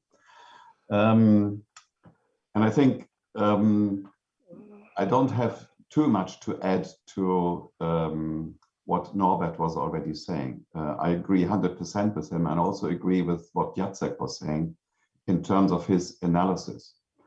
And in terms of the transformation, indeed, it's on one hand to have a vision for that transformation. So what do we need to do with the car industry in those countries and with the suppliers? And how do we integrate that into the economy? And the second question is, how are we going to finance that? And as Norbert, I would say, and how to accelerate financing and to get it really onto the ground. In terms of the transformation, one really needs to look at the entire value chain. And I agree very much with what Norbert just said, that it's not only about the manufacturing of the parts, but if you look into the future, the circular economy is going to be eminently important. And if you look today at the European economy, I think we recycle about 10 to 15% of our materials in that economy.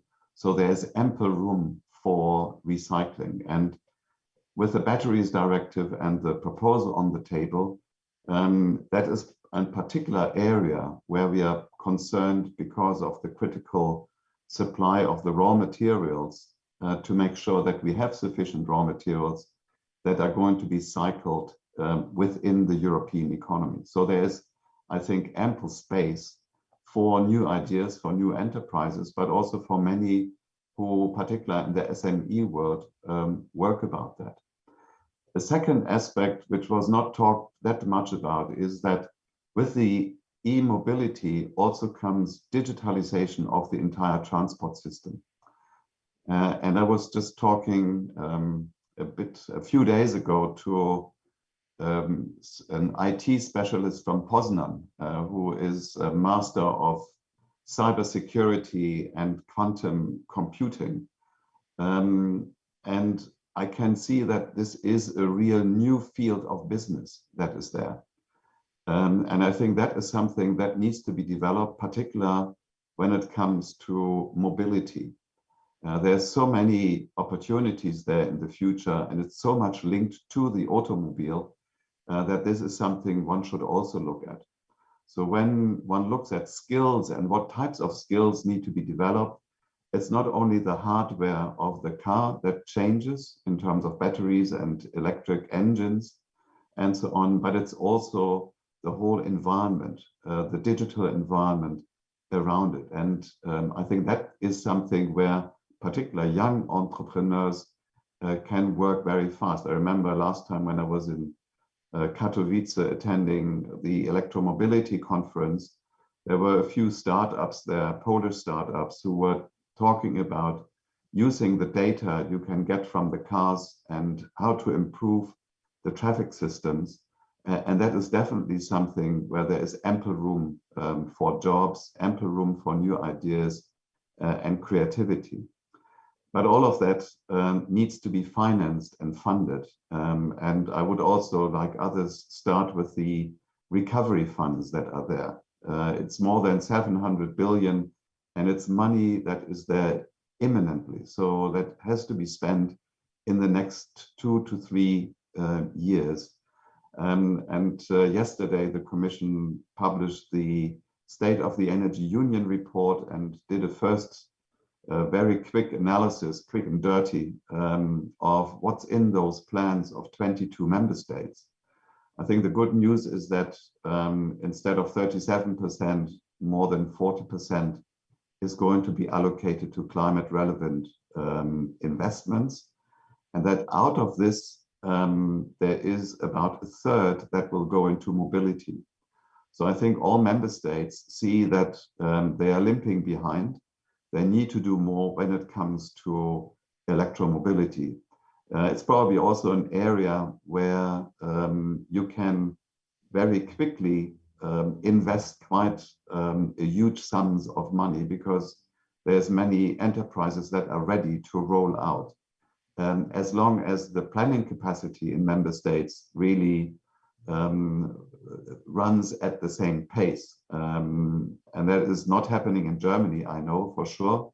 And I heard also some of the reports this morning that there are some difficulties in cities in the Visegrad countries. So something how to improve that, that would be good. So looking also at the whole implementation of this, maybe there is something that one could benefit from. And I think Joanna was mentioning it is at the end of the day the cities that will have to do that. So a forum there that shares best and good experience might be in addition to the two proposals that were made before.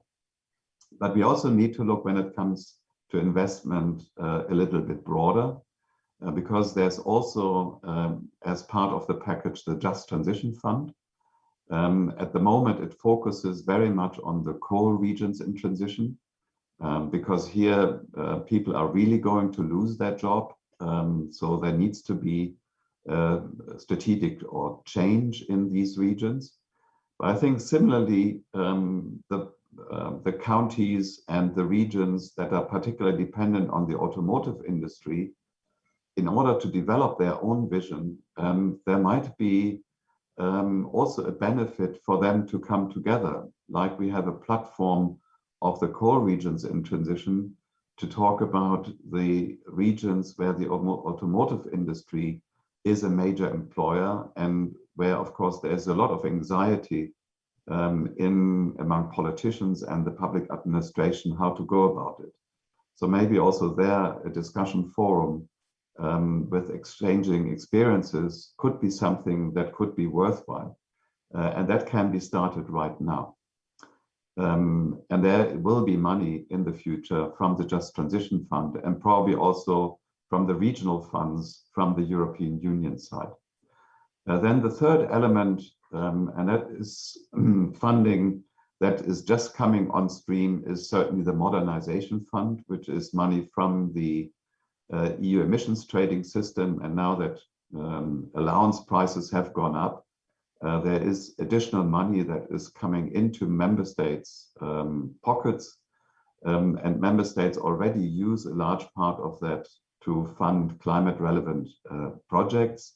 So with the modernization fund and with the income from the ETS, there is possibilities for funding in the coming years. And then fourthly, Christian, you were mentioning in your introduction when you introduced the Fit for 55, there is the proposal of the Commission through the Social Climate Fund also to help the transition.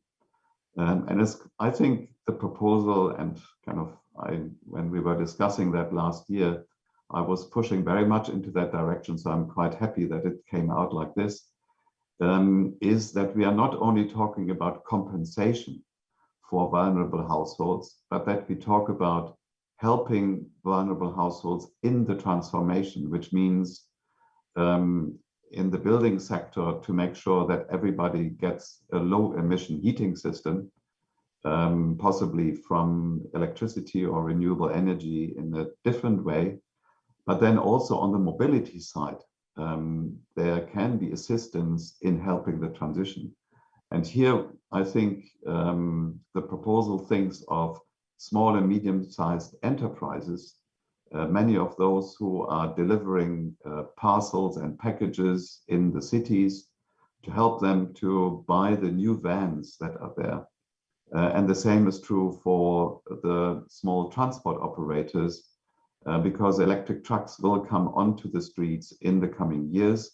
And the Social Climate Fund will be hopefully operational from 2025, 2026 onwards. So then it could also push a lot the transformation and the demand side on electromobility, and certainly also the rollout of charging in the homes that should be possible and in apartment blocks, and also making that linkage, which is very important, to distributed solar systems, for instance, because that is certainly something many citizens look at, that they can charge their own car at home. So I think there's many linkages to the European side and European financing, but what it requires is a vision on which direction to move forward. And here, I think more exchange and better fora in the future could also help, particularly in the Visegrad countries, because they face similar challenges altogether. And I think I stop here. Thank you. Thank you very much, Arthur, for this comprehensive analysis, as always, and also for really great additional recommendations to enhance the cooperation in the region on e-mobility and bringing e-mobility forward. Is there an initial reaction, maybe by Norbert, Jana, or also Jacek and Marcin? Would you like to comment on what Arthur said?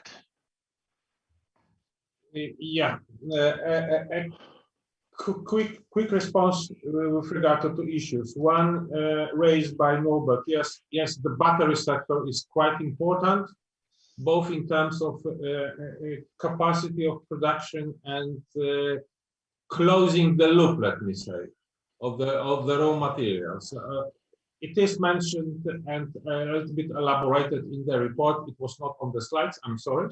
It is quite important. And the second response to what was said by Artur, yes, indeed, there are new windows of opportunity for new jobs in auto industry sector, in particular with regard to the IT, applications, infotainment system, etc., etc. But we have to remember that these jobs are not for the people leaving the small and medium enterprises which are making Excel systems, for example.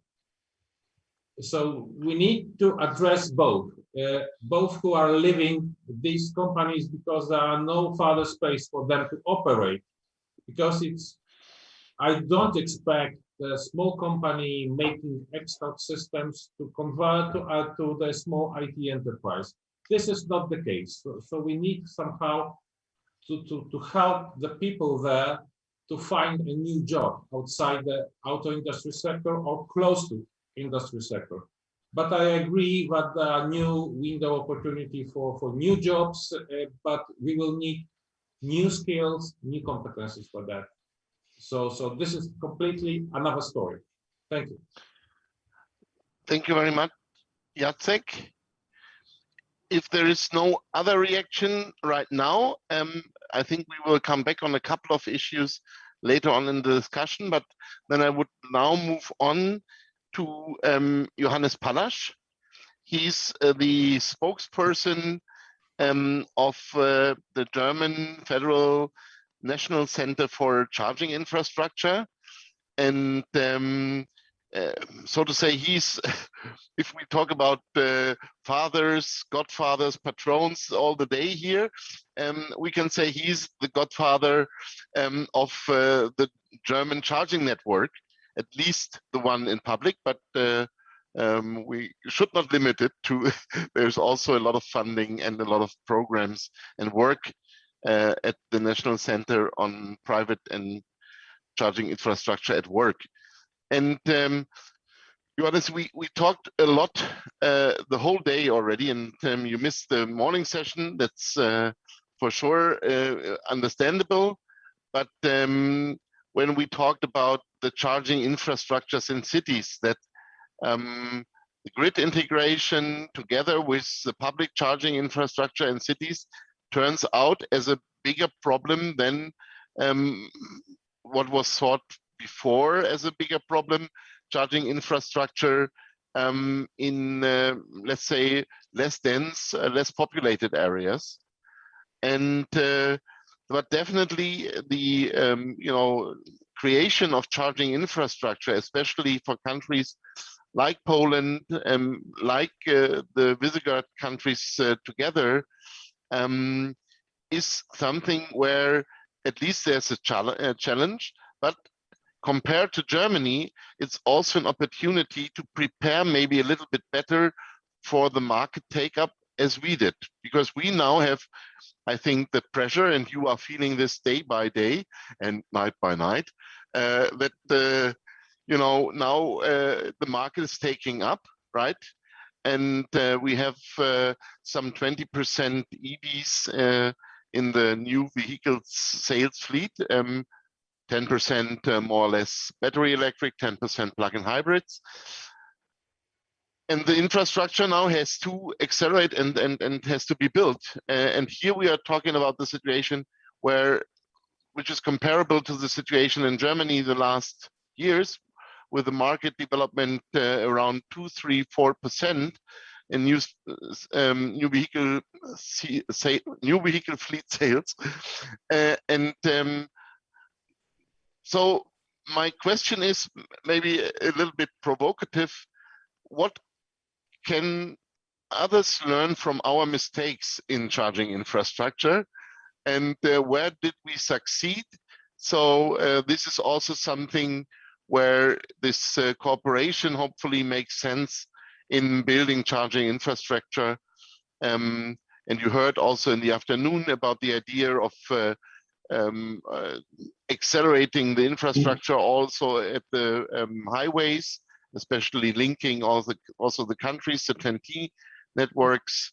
So the good and the bad news from your national center, open speaking, and because I think it helps to accelerate the building of charging infrastructure in other countries, but also in Germany in the near future, to learn from this. Johannes, the floor is yours, and thank you very much for taking the time. Yeah, thank you very much, ladies and gentlemen. I think a very important thing is that we give a very good forecast on how many charging points do we need within the city, within the state level, so that the grid operators can prepare and develop a grid, because what we know, they need time. I think at least 5-10 years, and that means they need information about how many charging points do we need for how many cars. And we did it the other way in the past. So we developed stations with charging points, and then at the end, we called the grid operator and asked him, okay, do we have enough capacity for us? And so that's a big problem in our case. So I'm a big fan from a top-down approach. So that means there are two ways to build up charging infrastructure in Germany or in Poland.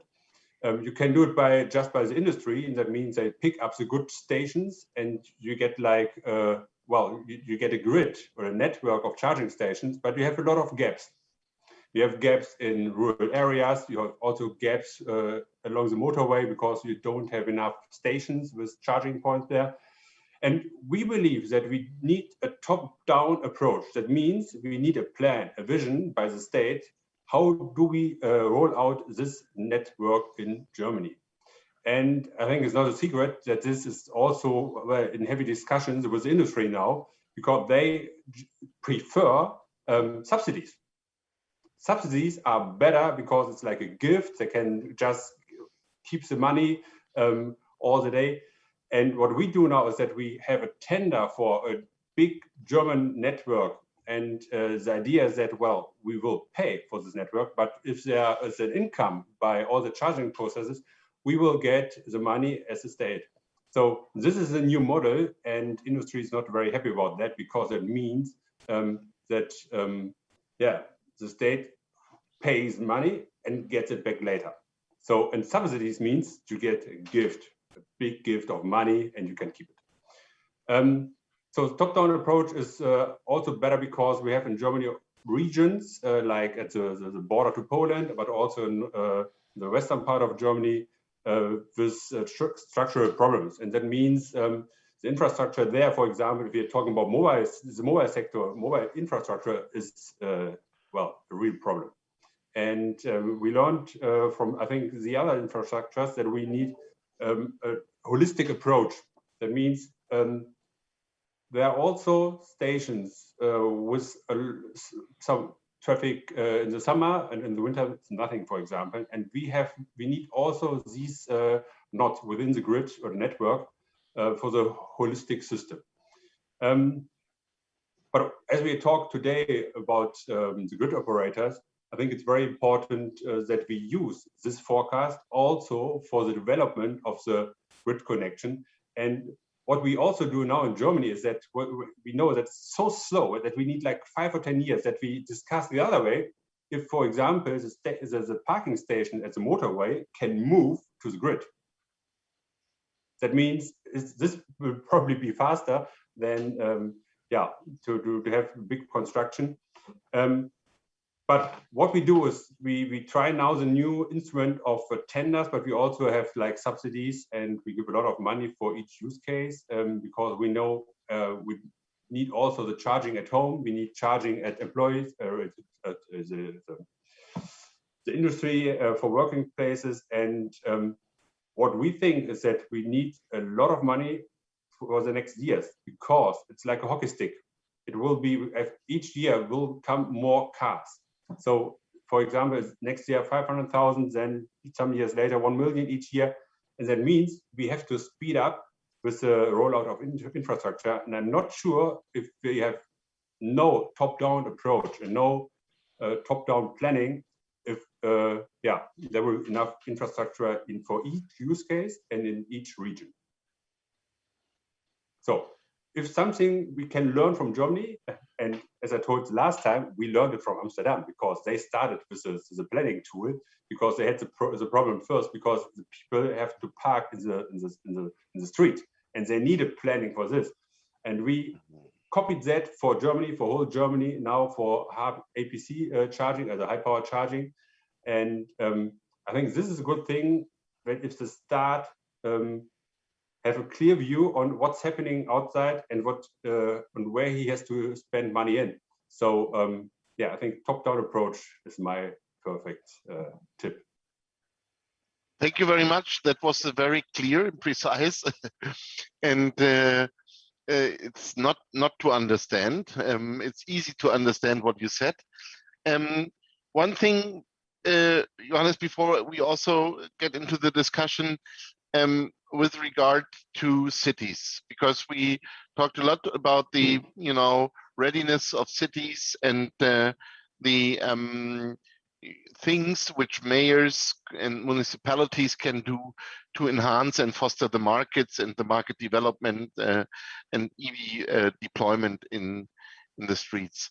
What are your experiences about or with the capacities, with the knowledge and the resources in cities to build up the infrastructure, and how could this be supported?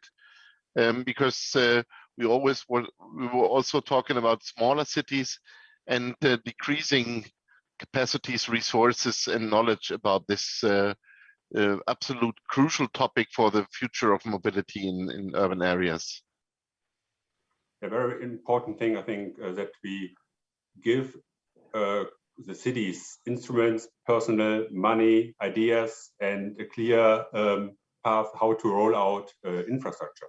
So what we can do as a German government is that we have a nationwide network with high power charging for the long distance. But what we cannot do is that we go in the neighborhood and do very micro planning.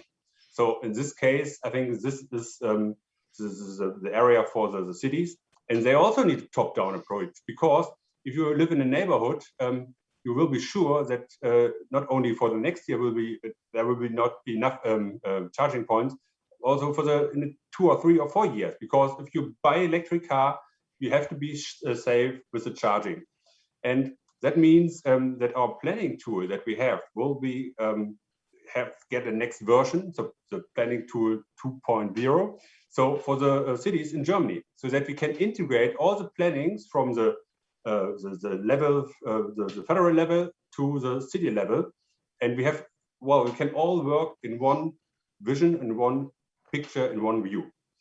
And what we do now is that we develop instruments like we have like the Flächen tool. That means it's like I have no idea if there's Parship in Poland, or it's like we get together investment and the space for charging points.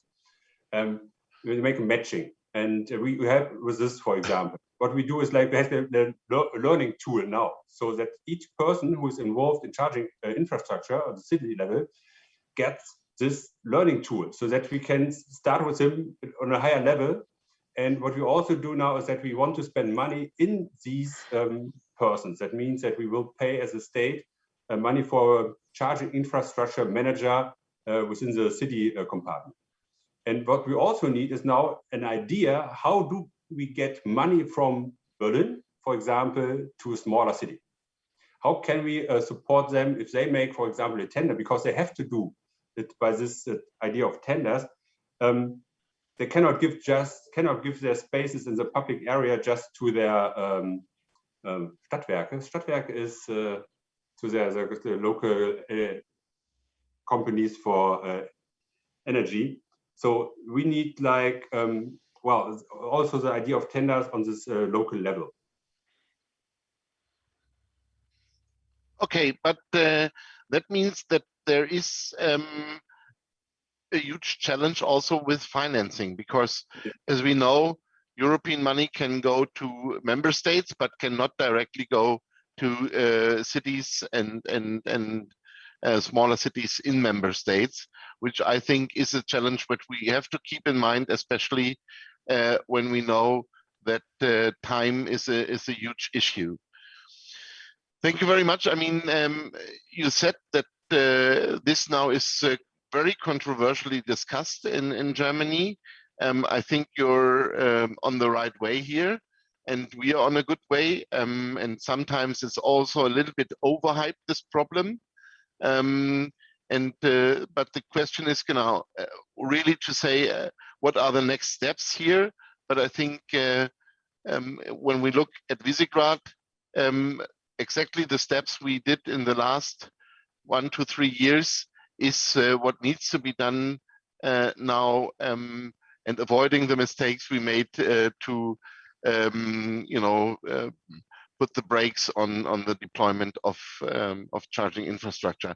Is there a question or a comment to Johannes with regard to the charging infrastructure on a national level or also on local level, which we may also answer or discuss here on the panel?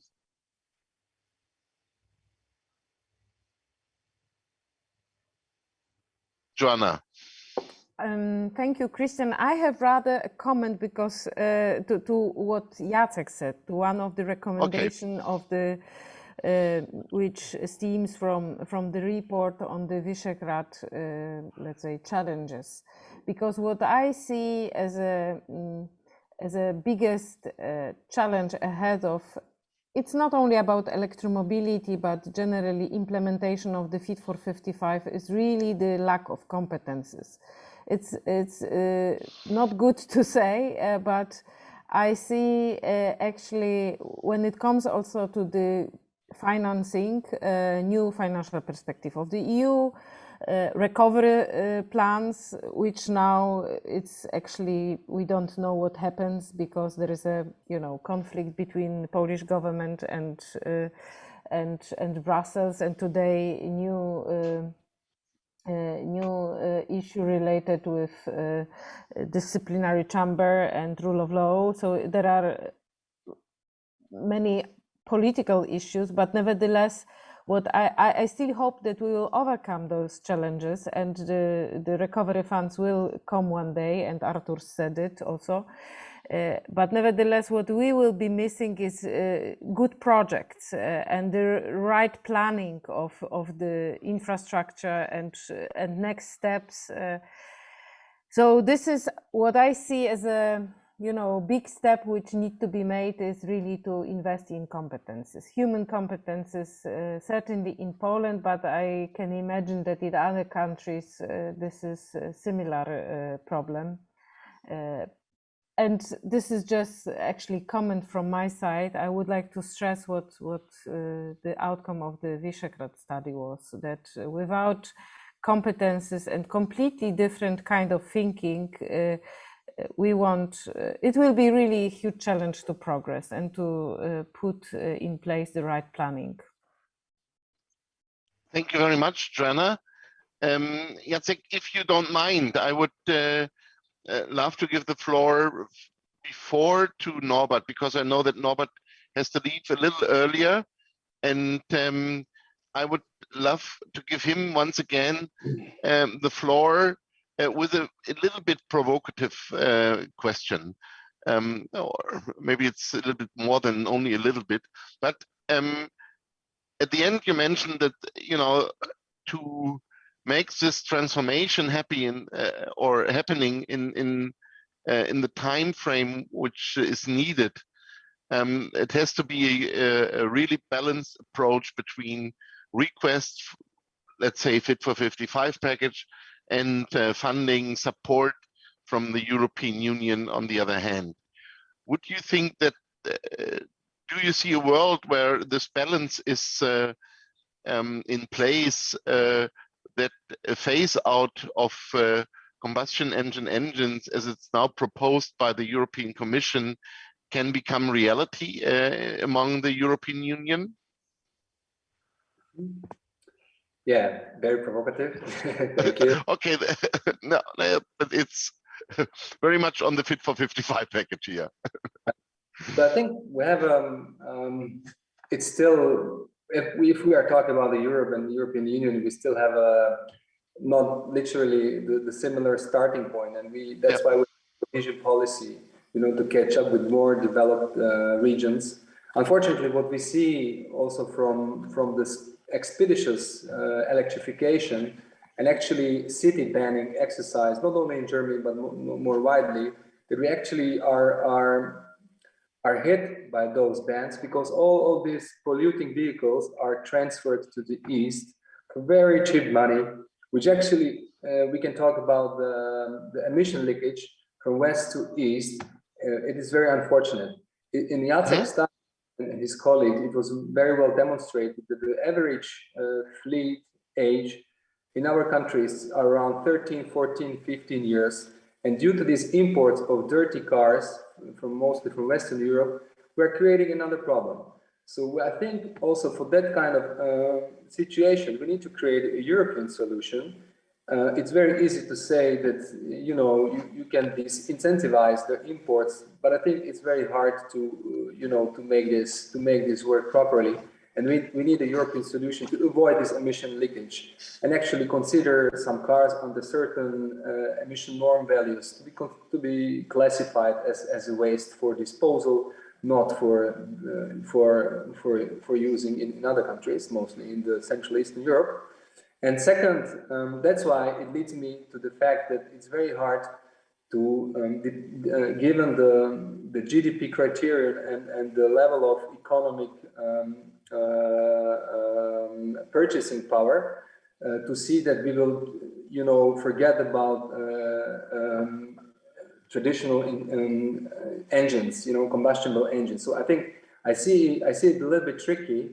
But of course, it's all up to the manufacturers. I mean, if they decide not to produce any cars, I mean, we will have to accept it, and none of the public entities or governments or states can actually be interfering with this to a certain degree. So I think what I would advocate very strongly is a kind of a gradual approach, not fixing it too early, even though it would help, but given the purchasing power capacities in our regions, where we still need to catch up, with higher income countries, would make it almost impossible and actually would create another anger about the green policies that they are only for rich people, and poorer countries could not afford it. So I think we have to be very sensitive about the social implications.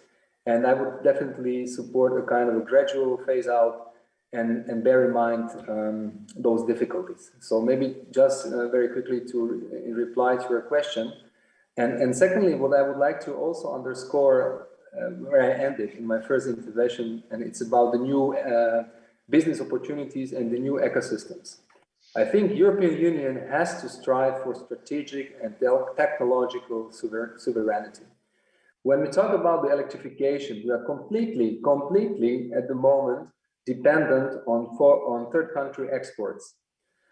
Give it, the batteries, which are now also operational in Central Europe. These are mostly Korean companies, Taiwanese companies, Chinese companies that are opening their factories in our countries, and they're running the show.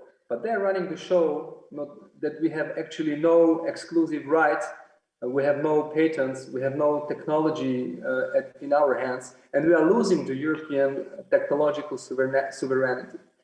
And that's a big problem that we need to, when we create electrification and battery ecosystem, we really need to think about the strategic sovereignty. And that's why companies like Innovat in Slovakia will actually do so, because the battery production, which R&D will be happening in Slovakia, the batteries will be made in EU or made in Slovakia, but the technological know-how will stay with Europe. It's not the Chinese, it's not the Koreans, it's not the American manufacturers, it will be European manufacturers, and this is the ecosystem that we need to develop. And I see the Visegrad countries or Central European countries, because it's more than Visegrad, as an excellent laboratory for the innovation. Arthur mentioned digitalization all these startups, all these, you know, youth movements, technological developments that could actually happen in our regions, because all the automotive is here. So it would be very logical that they would place and invest more robustly, not only to production, but also to R&D and to the own made in EU batteries, you know, ecosystem. And this is something that we ignore very, very much. We are completely dependent on third countries, and we are not doing enough to make it more sovereign from EU perspective, and patent rights and copyrights and so on. And number two, what I would also state at the moment, it's about reskilling and of skills. All the educational system, maybe in Germany or Spain, it's working the best in Europe, are completely lagging behind in terms of vocational training, what is actually at the need to be ready and to be prepared for this green transition. I think our systems are completely old-fashioned, not creating enough, you know, skilled workforce to make this green transition happen. So on top of technological and strategic sovereignty, I would tell the reskilling and the skills agenda up front. Arthur was mentioning social climate fund. I would also add to that maybe educational climate fund,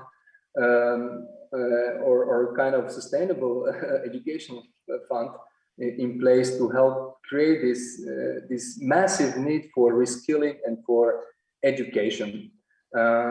Yeah, I think I will stop here, and maybe I will reply to one or two questions before I leave. I would need to leave in a couple of minutes. Thank you. Thank you very much, Norbert. And that was also once again, I think, very helpful. But if you're talking about a gradual phase out, what would you mean by this? Would you mean by several countries, or that first a couple of countries step out, or what does it mean? That would be interesting. Yeah, in a way, yeah. According to deadlines, I know that we have a EU internal market, which would make it a little bit complicated, but you can make it as a directive. The ones who wants to go beyond the standards of the directive, they can do that. But the other ones, they can take more time and meet just the minimum level of what is requested. So I think for the ones who want, like Netherlands, if they want to go already in 2028, they can, but it cannot be made at the European level.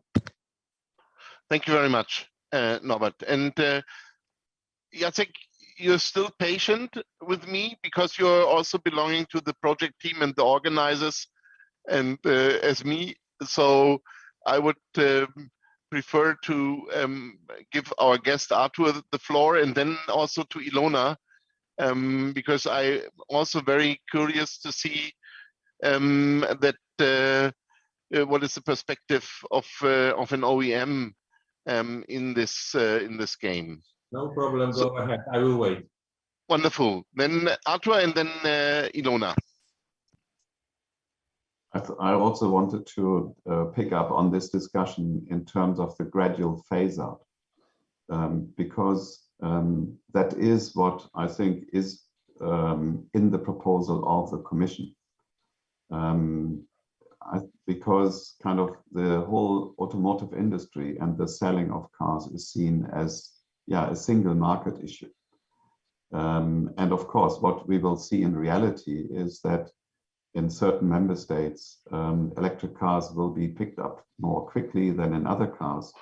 And hopefully that is going to drive down the cost, and we get into the economies of scale so that the cars become cheaper. But even with that in the longer term, what we already know now is that it is the cheaper mobility going electric. If you look at already the last impact assessment that was done on the car standards, and also the one that has been done right now, shows very clearly that when you look at the lifetime of the car, it is cheaper to run an electric car than an internal combustion engine car. And I think, particularly now that we have the big discussion on energy prices going through the roof, I think this even becomes a bigger advantage. And I looked it up this afternoon.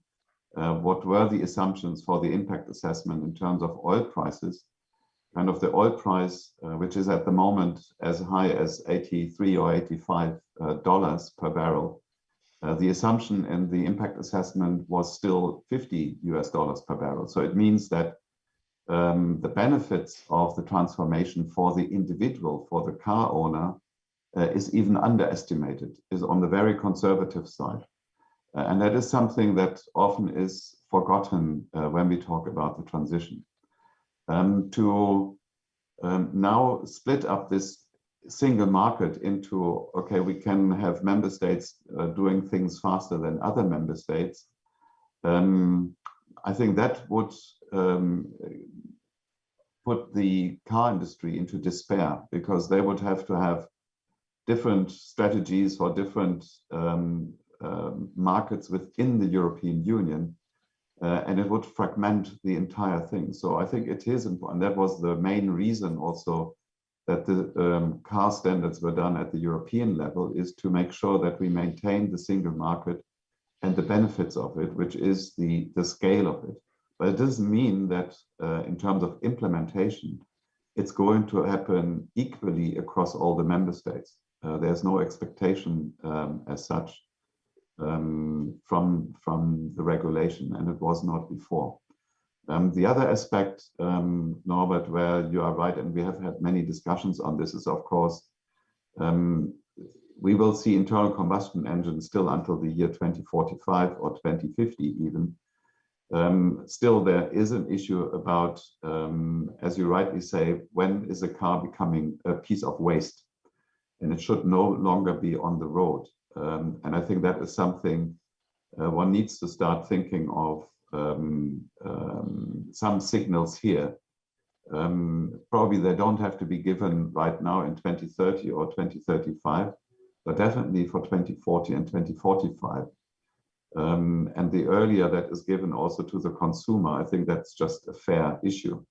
That if your car exceeds a certain age, then it's no longer even maybe tradable within the single market, and maybe you are not even allowed to export it. When I was working in African countries, there were clear indications that you could only import a car that was below a certain age, not later, because they wanted to avoid to be ending up with just scrap cars and a lot of waste in their countries.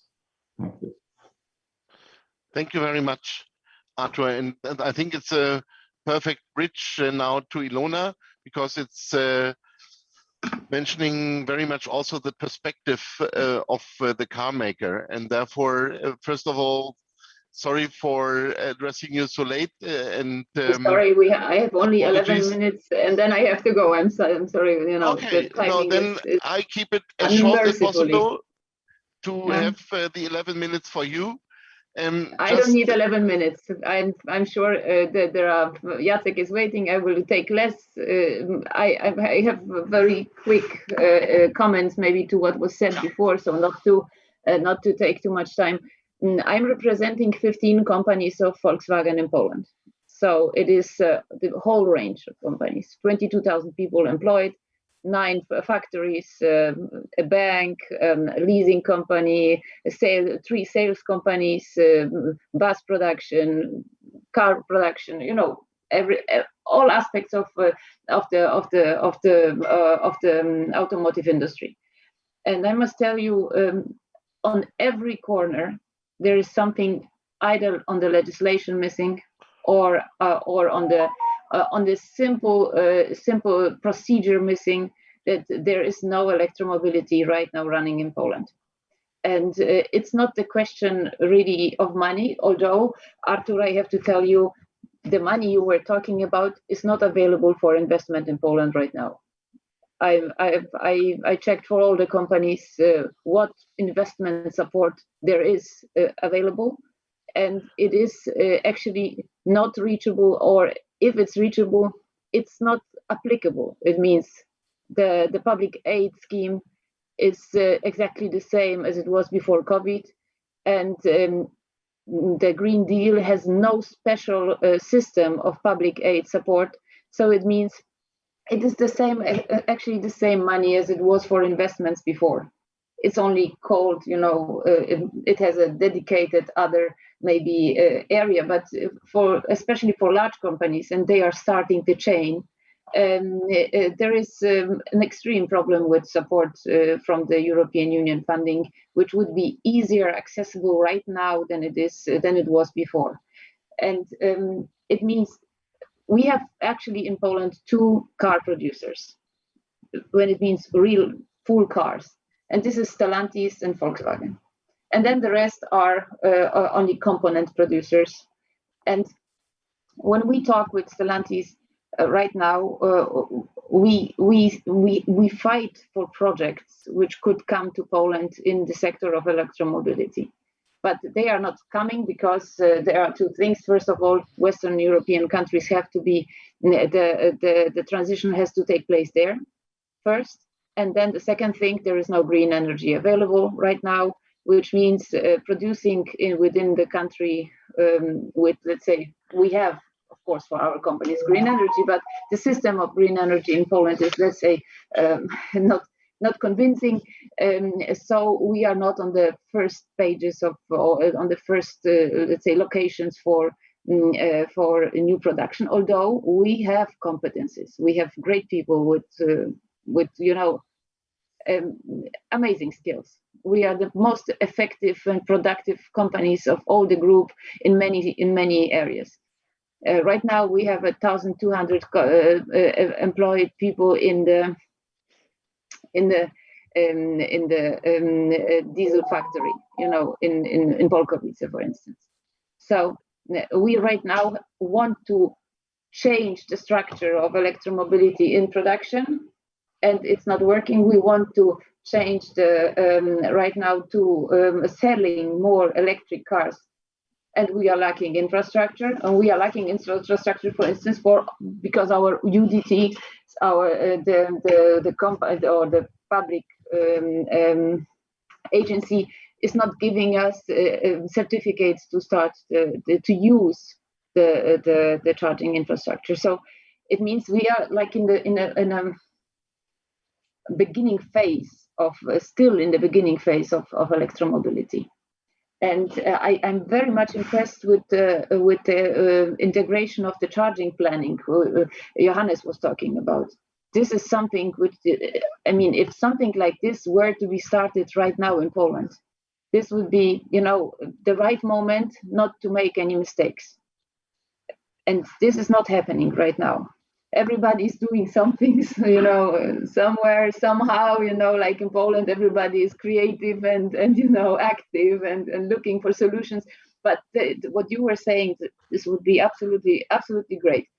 So, and what Artur was saying, if you were able to let's say direct the government more in the funding to be forced to be in electromobility, then we would have it, because the RRF and Marcin Korolec was very critical on the issue. I don't want to take his whole, you know, work he has done, but in the RRF we have no electromobility, no real electromobility.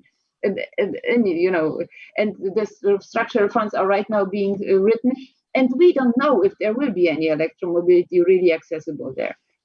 Marcin, I don't want to say more. I think you can say much more about this. So right now there is something like we are in the space where we have to change. There is a lot of competence. There is a lot of goodwill, but somehow the money is behind the glass wall, you know, somewhere. And the solutions are building is also a glass wall. So we are so close to breakthrough, but still nothing happens, you know. So maybe not nothing. Your reports were saying many things happened, and it is an enormous energy which was taken by the people. But I need jobs for people right now in Poland in the electromobility sector. So we need funding to get it into Poland. We need green energy to get it into Poland. Actually, you were only saying in the beginning in the discussion, I believe for electromobility, digitalization will be also a huge topic. And if you were to make in the future a report on the issue, how digitalization will be supporting climate issues and electromobility solutions, this would be also very interesting. So I'm very quickly, I hope I didn't take too much time. Thank you very much, Fiona. On the ground, we are here. Thank you. Yeah. Allow me one more question, because I think that is something I have to ask. It's without any doubt that Volkswagen is pushing hardest in the automotive industry for completely, changing to electric vehicles. And but it was mentioned that this industrial transformation is also, affecting jobs, especially those who are working on the combustion engines. Volkswagen has also plants in Poland producing cars with combustion engines. How or what kind of support do you need also for making this happen and doing this, also transforming the production plants and keeping as much jobs as possible in this transformation process? There is a wonderful program which could be an example how it should be done in Spain. It's called PERTE IV, and it is bringing all the needed a whole cycle of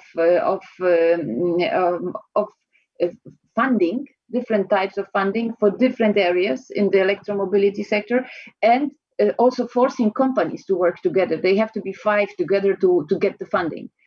So it builds chains, and it builds also a network of all the issues to be done. So something like this should be applied in Poland, and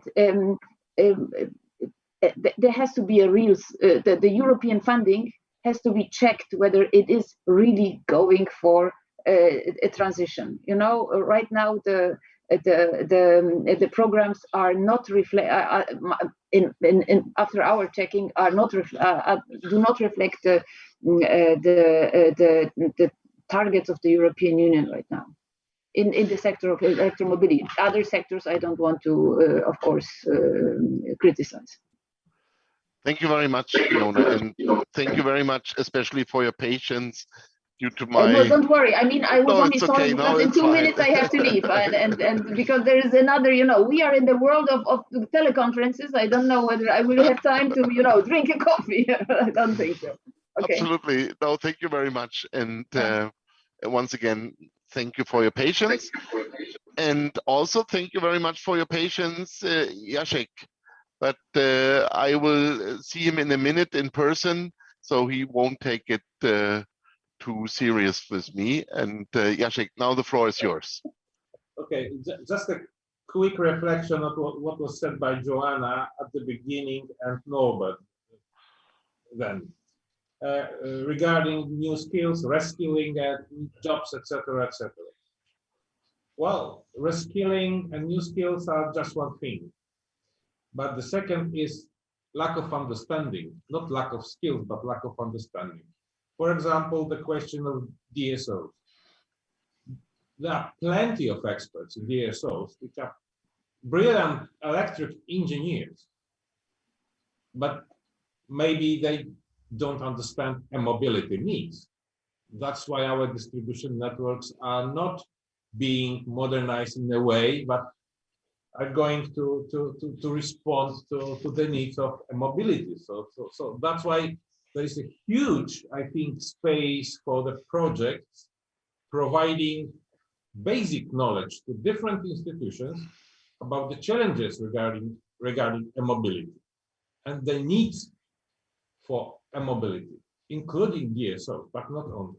Thank you.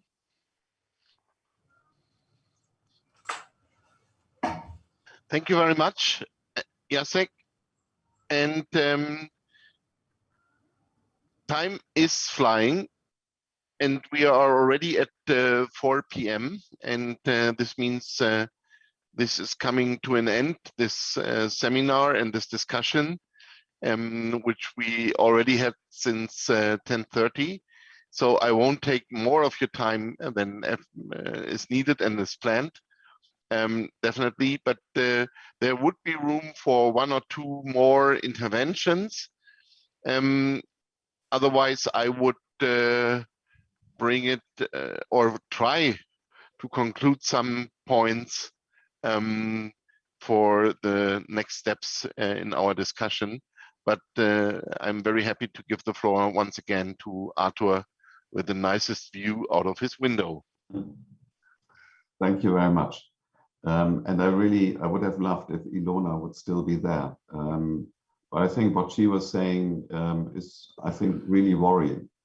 And I must admit that when I spoke about the RRPs, the Polish RRP has not been analyzed yet by the Commission. So it's not part of those 22 plans which were published yesterday in the State of the Energy Union report. So that could be a missed opportunity. And I believe if Marcin has looked at that and is very critical about it, I probably share his views completely on that. So that is certainly something one needs to take up, not only in Poland, but maybe also through the think tanks with the officials in Brussels, to make sure that the right signals are coming. Because this is really a once-in-a-lifetime chance that cannot be missed in terms of the RRP funding and investment in these countries. This is about modernization, so therefore the funds should be spent on that in terms of modernization. That's all I wanted to say. Maybe one last aspect is in terms of the state aid guidelines, which Ilona also, I think, was referring to when she talked about subsidize or giving subsidies to large companies in Europe. There is an ongoing process, but it's not yet clear in terms of what is the result going to be of that. And I hope very much that the new state aid guidelines are going to be really fully in line with the Green Deal and supporting the Green Deal. But you never know when you talk with competition people. Thank you very much, Arthur. And Jacek, you just wanted to react on it, I think, right? Or is it an old hand? It will be Marcin, not me. Sorry. Oh, sorry. No, sorry. I didn't see you. I didn't see your Marcin. Then it's you. just three sentences. First, thank you for the discussion and the debate. As a national recovery plan, what we formally know is the draft from May, which was far from perfect for a number of reasons, and especially do not significant harm rule not obeyed by the draft program. Since apparently, technically, on a technical level, apparently the document is agreed between officials from Poland and officials from the Commission. I know that the group in the Commission is very hermetic, so there is difficult dialogue. I wrote a request to Commissioner Timmermans to confirm that and to share with us agreed text something like a month ago, saying that the first draft was far from be perfect, and I don't have a formal reply. But just to report to the group, just one other sentence about the transition of the industry. Because it is a question of batteries, how to say, virtual technologies, infrastructure, etc. But for this group of countries, so we have in the report wrote by Jacek, and especially for Poland, there is a question how we are defining a green car, what green still is from, and a whole concept of a product, not only of a fact how it is moving, but how this product is produced and how the product could be defined as green.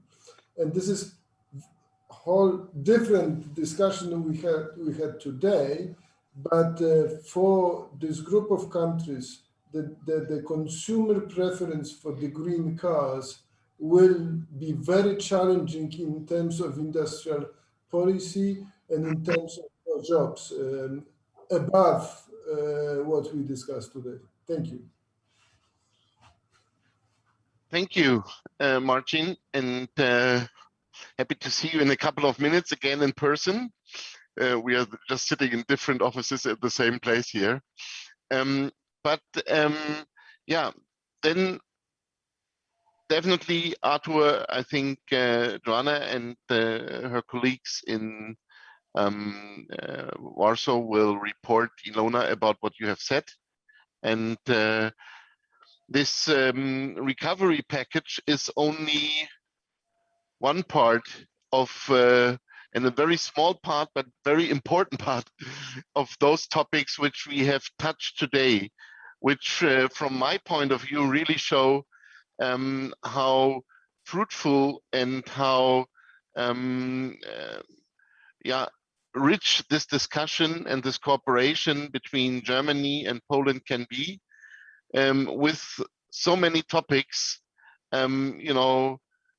definitely requested by the EU Green Deal and the Fit for 55 package to accelerate the electrification of road transport in the whole European Union, and work together, even if we are at different starting points, to share all the experiences and all the expertise which is there in different countries for how to make it a success.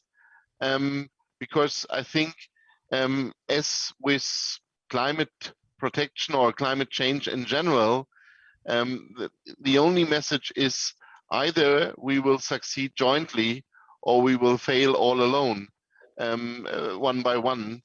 And I think failure should not be an option here.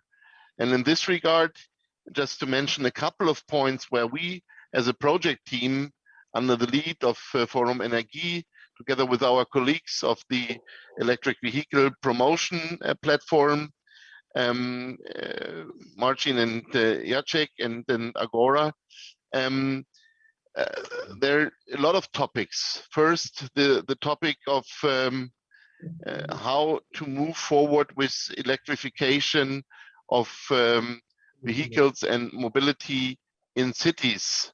One thing we have not discussed, I think, is important, that we in Germany made the mistake to very early look at the private market and forgot all the fleets in urban areas, the taxis, company fleets, governmental or municipal fleets, sanitary cars, whatever, to start with fleets first, because fleets is easier to electrify, it's easier to charge, it's easier to park, and it's also enriching and supporting the second-hand car market. So this is definitely a topic, but among other things, and Arthur already, I think, recommended and said that the joint forum of cities who electrify transport in Visegrad or beyond might be a good platform for further exchange. Then the grid integration and the reduction of costs, the synergies between e-mobility and flexibilities in the distribution networks is a topic which definitely has to be further discussed, especially given the facts which were quite interesting about the age of the distribution networks. So there is investment necessary anyhow. And the question is not, is it more expensive, but maybe it's even cheaper if you just look at all those issues from the very beginning. Then definitely, I think, without saying the importance of the approach, a systematic approach to charging infrastructure, especially charging infrastructure in public sphere, is definitely important. And I think there, this approach here is taken by the National Center for Charging Infrastructure. Can we, very interesting if we see comparable institutions in other countries to work together, because I think at the end, this is not competition. This is definitely only cooperation in this field to succeed. Not only when we look at the question of transport. Then the European fight for, and I would call it a fight for closing the gap in the supply chains with regard to batteries, with regard to battery management systems, electronics, and definitely what Arthur mentioned, software. When you talk to automotive people here in Germany, they say, okay, electric mobility, it's a huge topic, Christian, and it's important. But the final war between the regions, between China, the US, and Europe, and the question of surviving, if the industry will survive in a good state, is on software.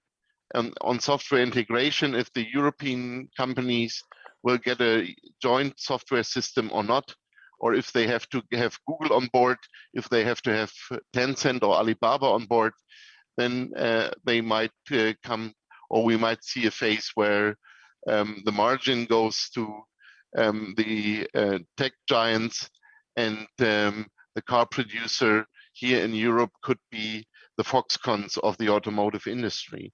So how to get this supply chains and these sectors developed here in Europe is definitely an issue. And definitely also the question of this industrial transformation, in a just way. This is something where we also went down quite a way the road in Germany.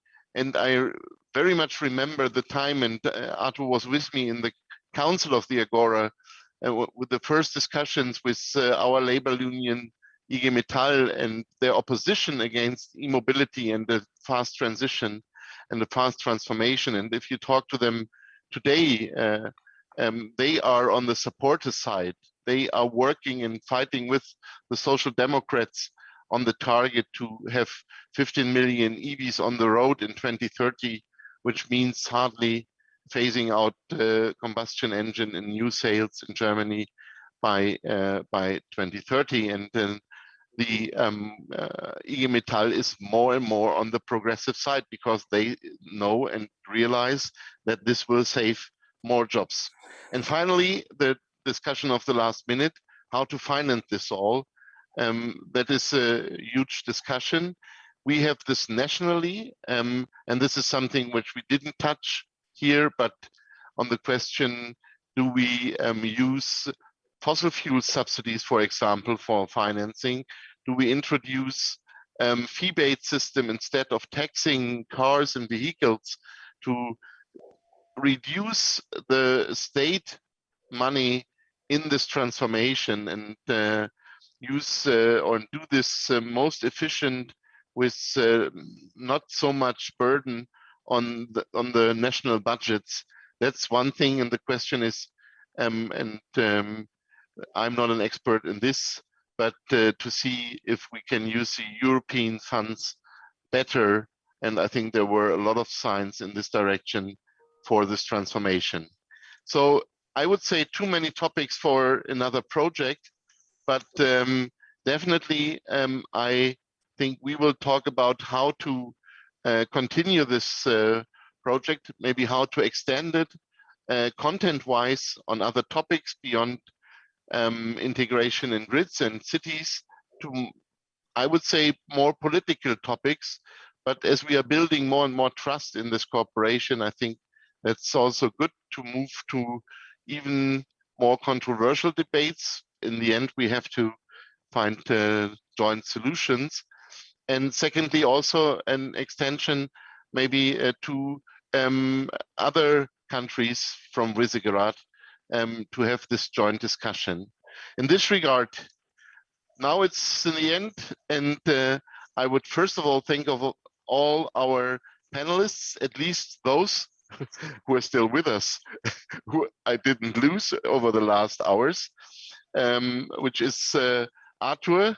Thank you very much for dialing in from Brussels. And thank you also very much, Johannes, here from our National Center for Charging Infrastructure, for taking the time. I think highly appreciated that you also were able to join. And in absence, definitely, I would like to thank Ilona from Volkswagen and Norbert from Slovakia joining the discussions. Thank all of our project team for the wonderful preparation, and thank you all who were listening and also enriching the discussions with your interventions. Thank you for taking the time. I hope you found it interesting, and we will definitely, or hopefully you will hear from us how we will continue the discussions over the next month and in the next years. So having said this, my only task is now to hand over either to Marcin or Joanna to speak the final words from our Polish project lead. And I will say goodbye and hope to see you very soon in one of the next discussions. Thank you, Christian. I don't know, Marcin, if you have something to say. I just want to say thank you and see you next time. And certainly we will continue our work on electromobility and integration of electromobility. So that's from my side. I don't know, Marcin, if you... Thank you for the great discussion, and I think we have a number of questions and topics we can further develop, and it is worth to have such a dialogue, and I fully share what Christian said, that we should maybe think about enlarging the group to other Central Europe countries. So let's think how to tackle this issue, but overall, thank you for the great meeting and great discussion, and have a good evening. Thank you.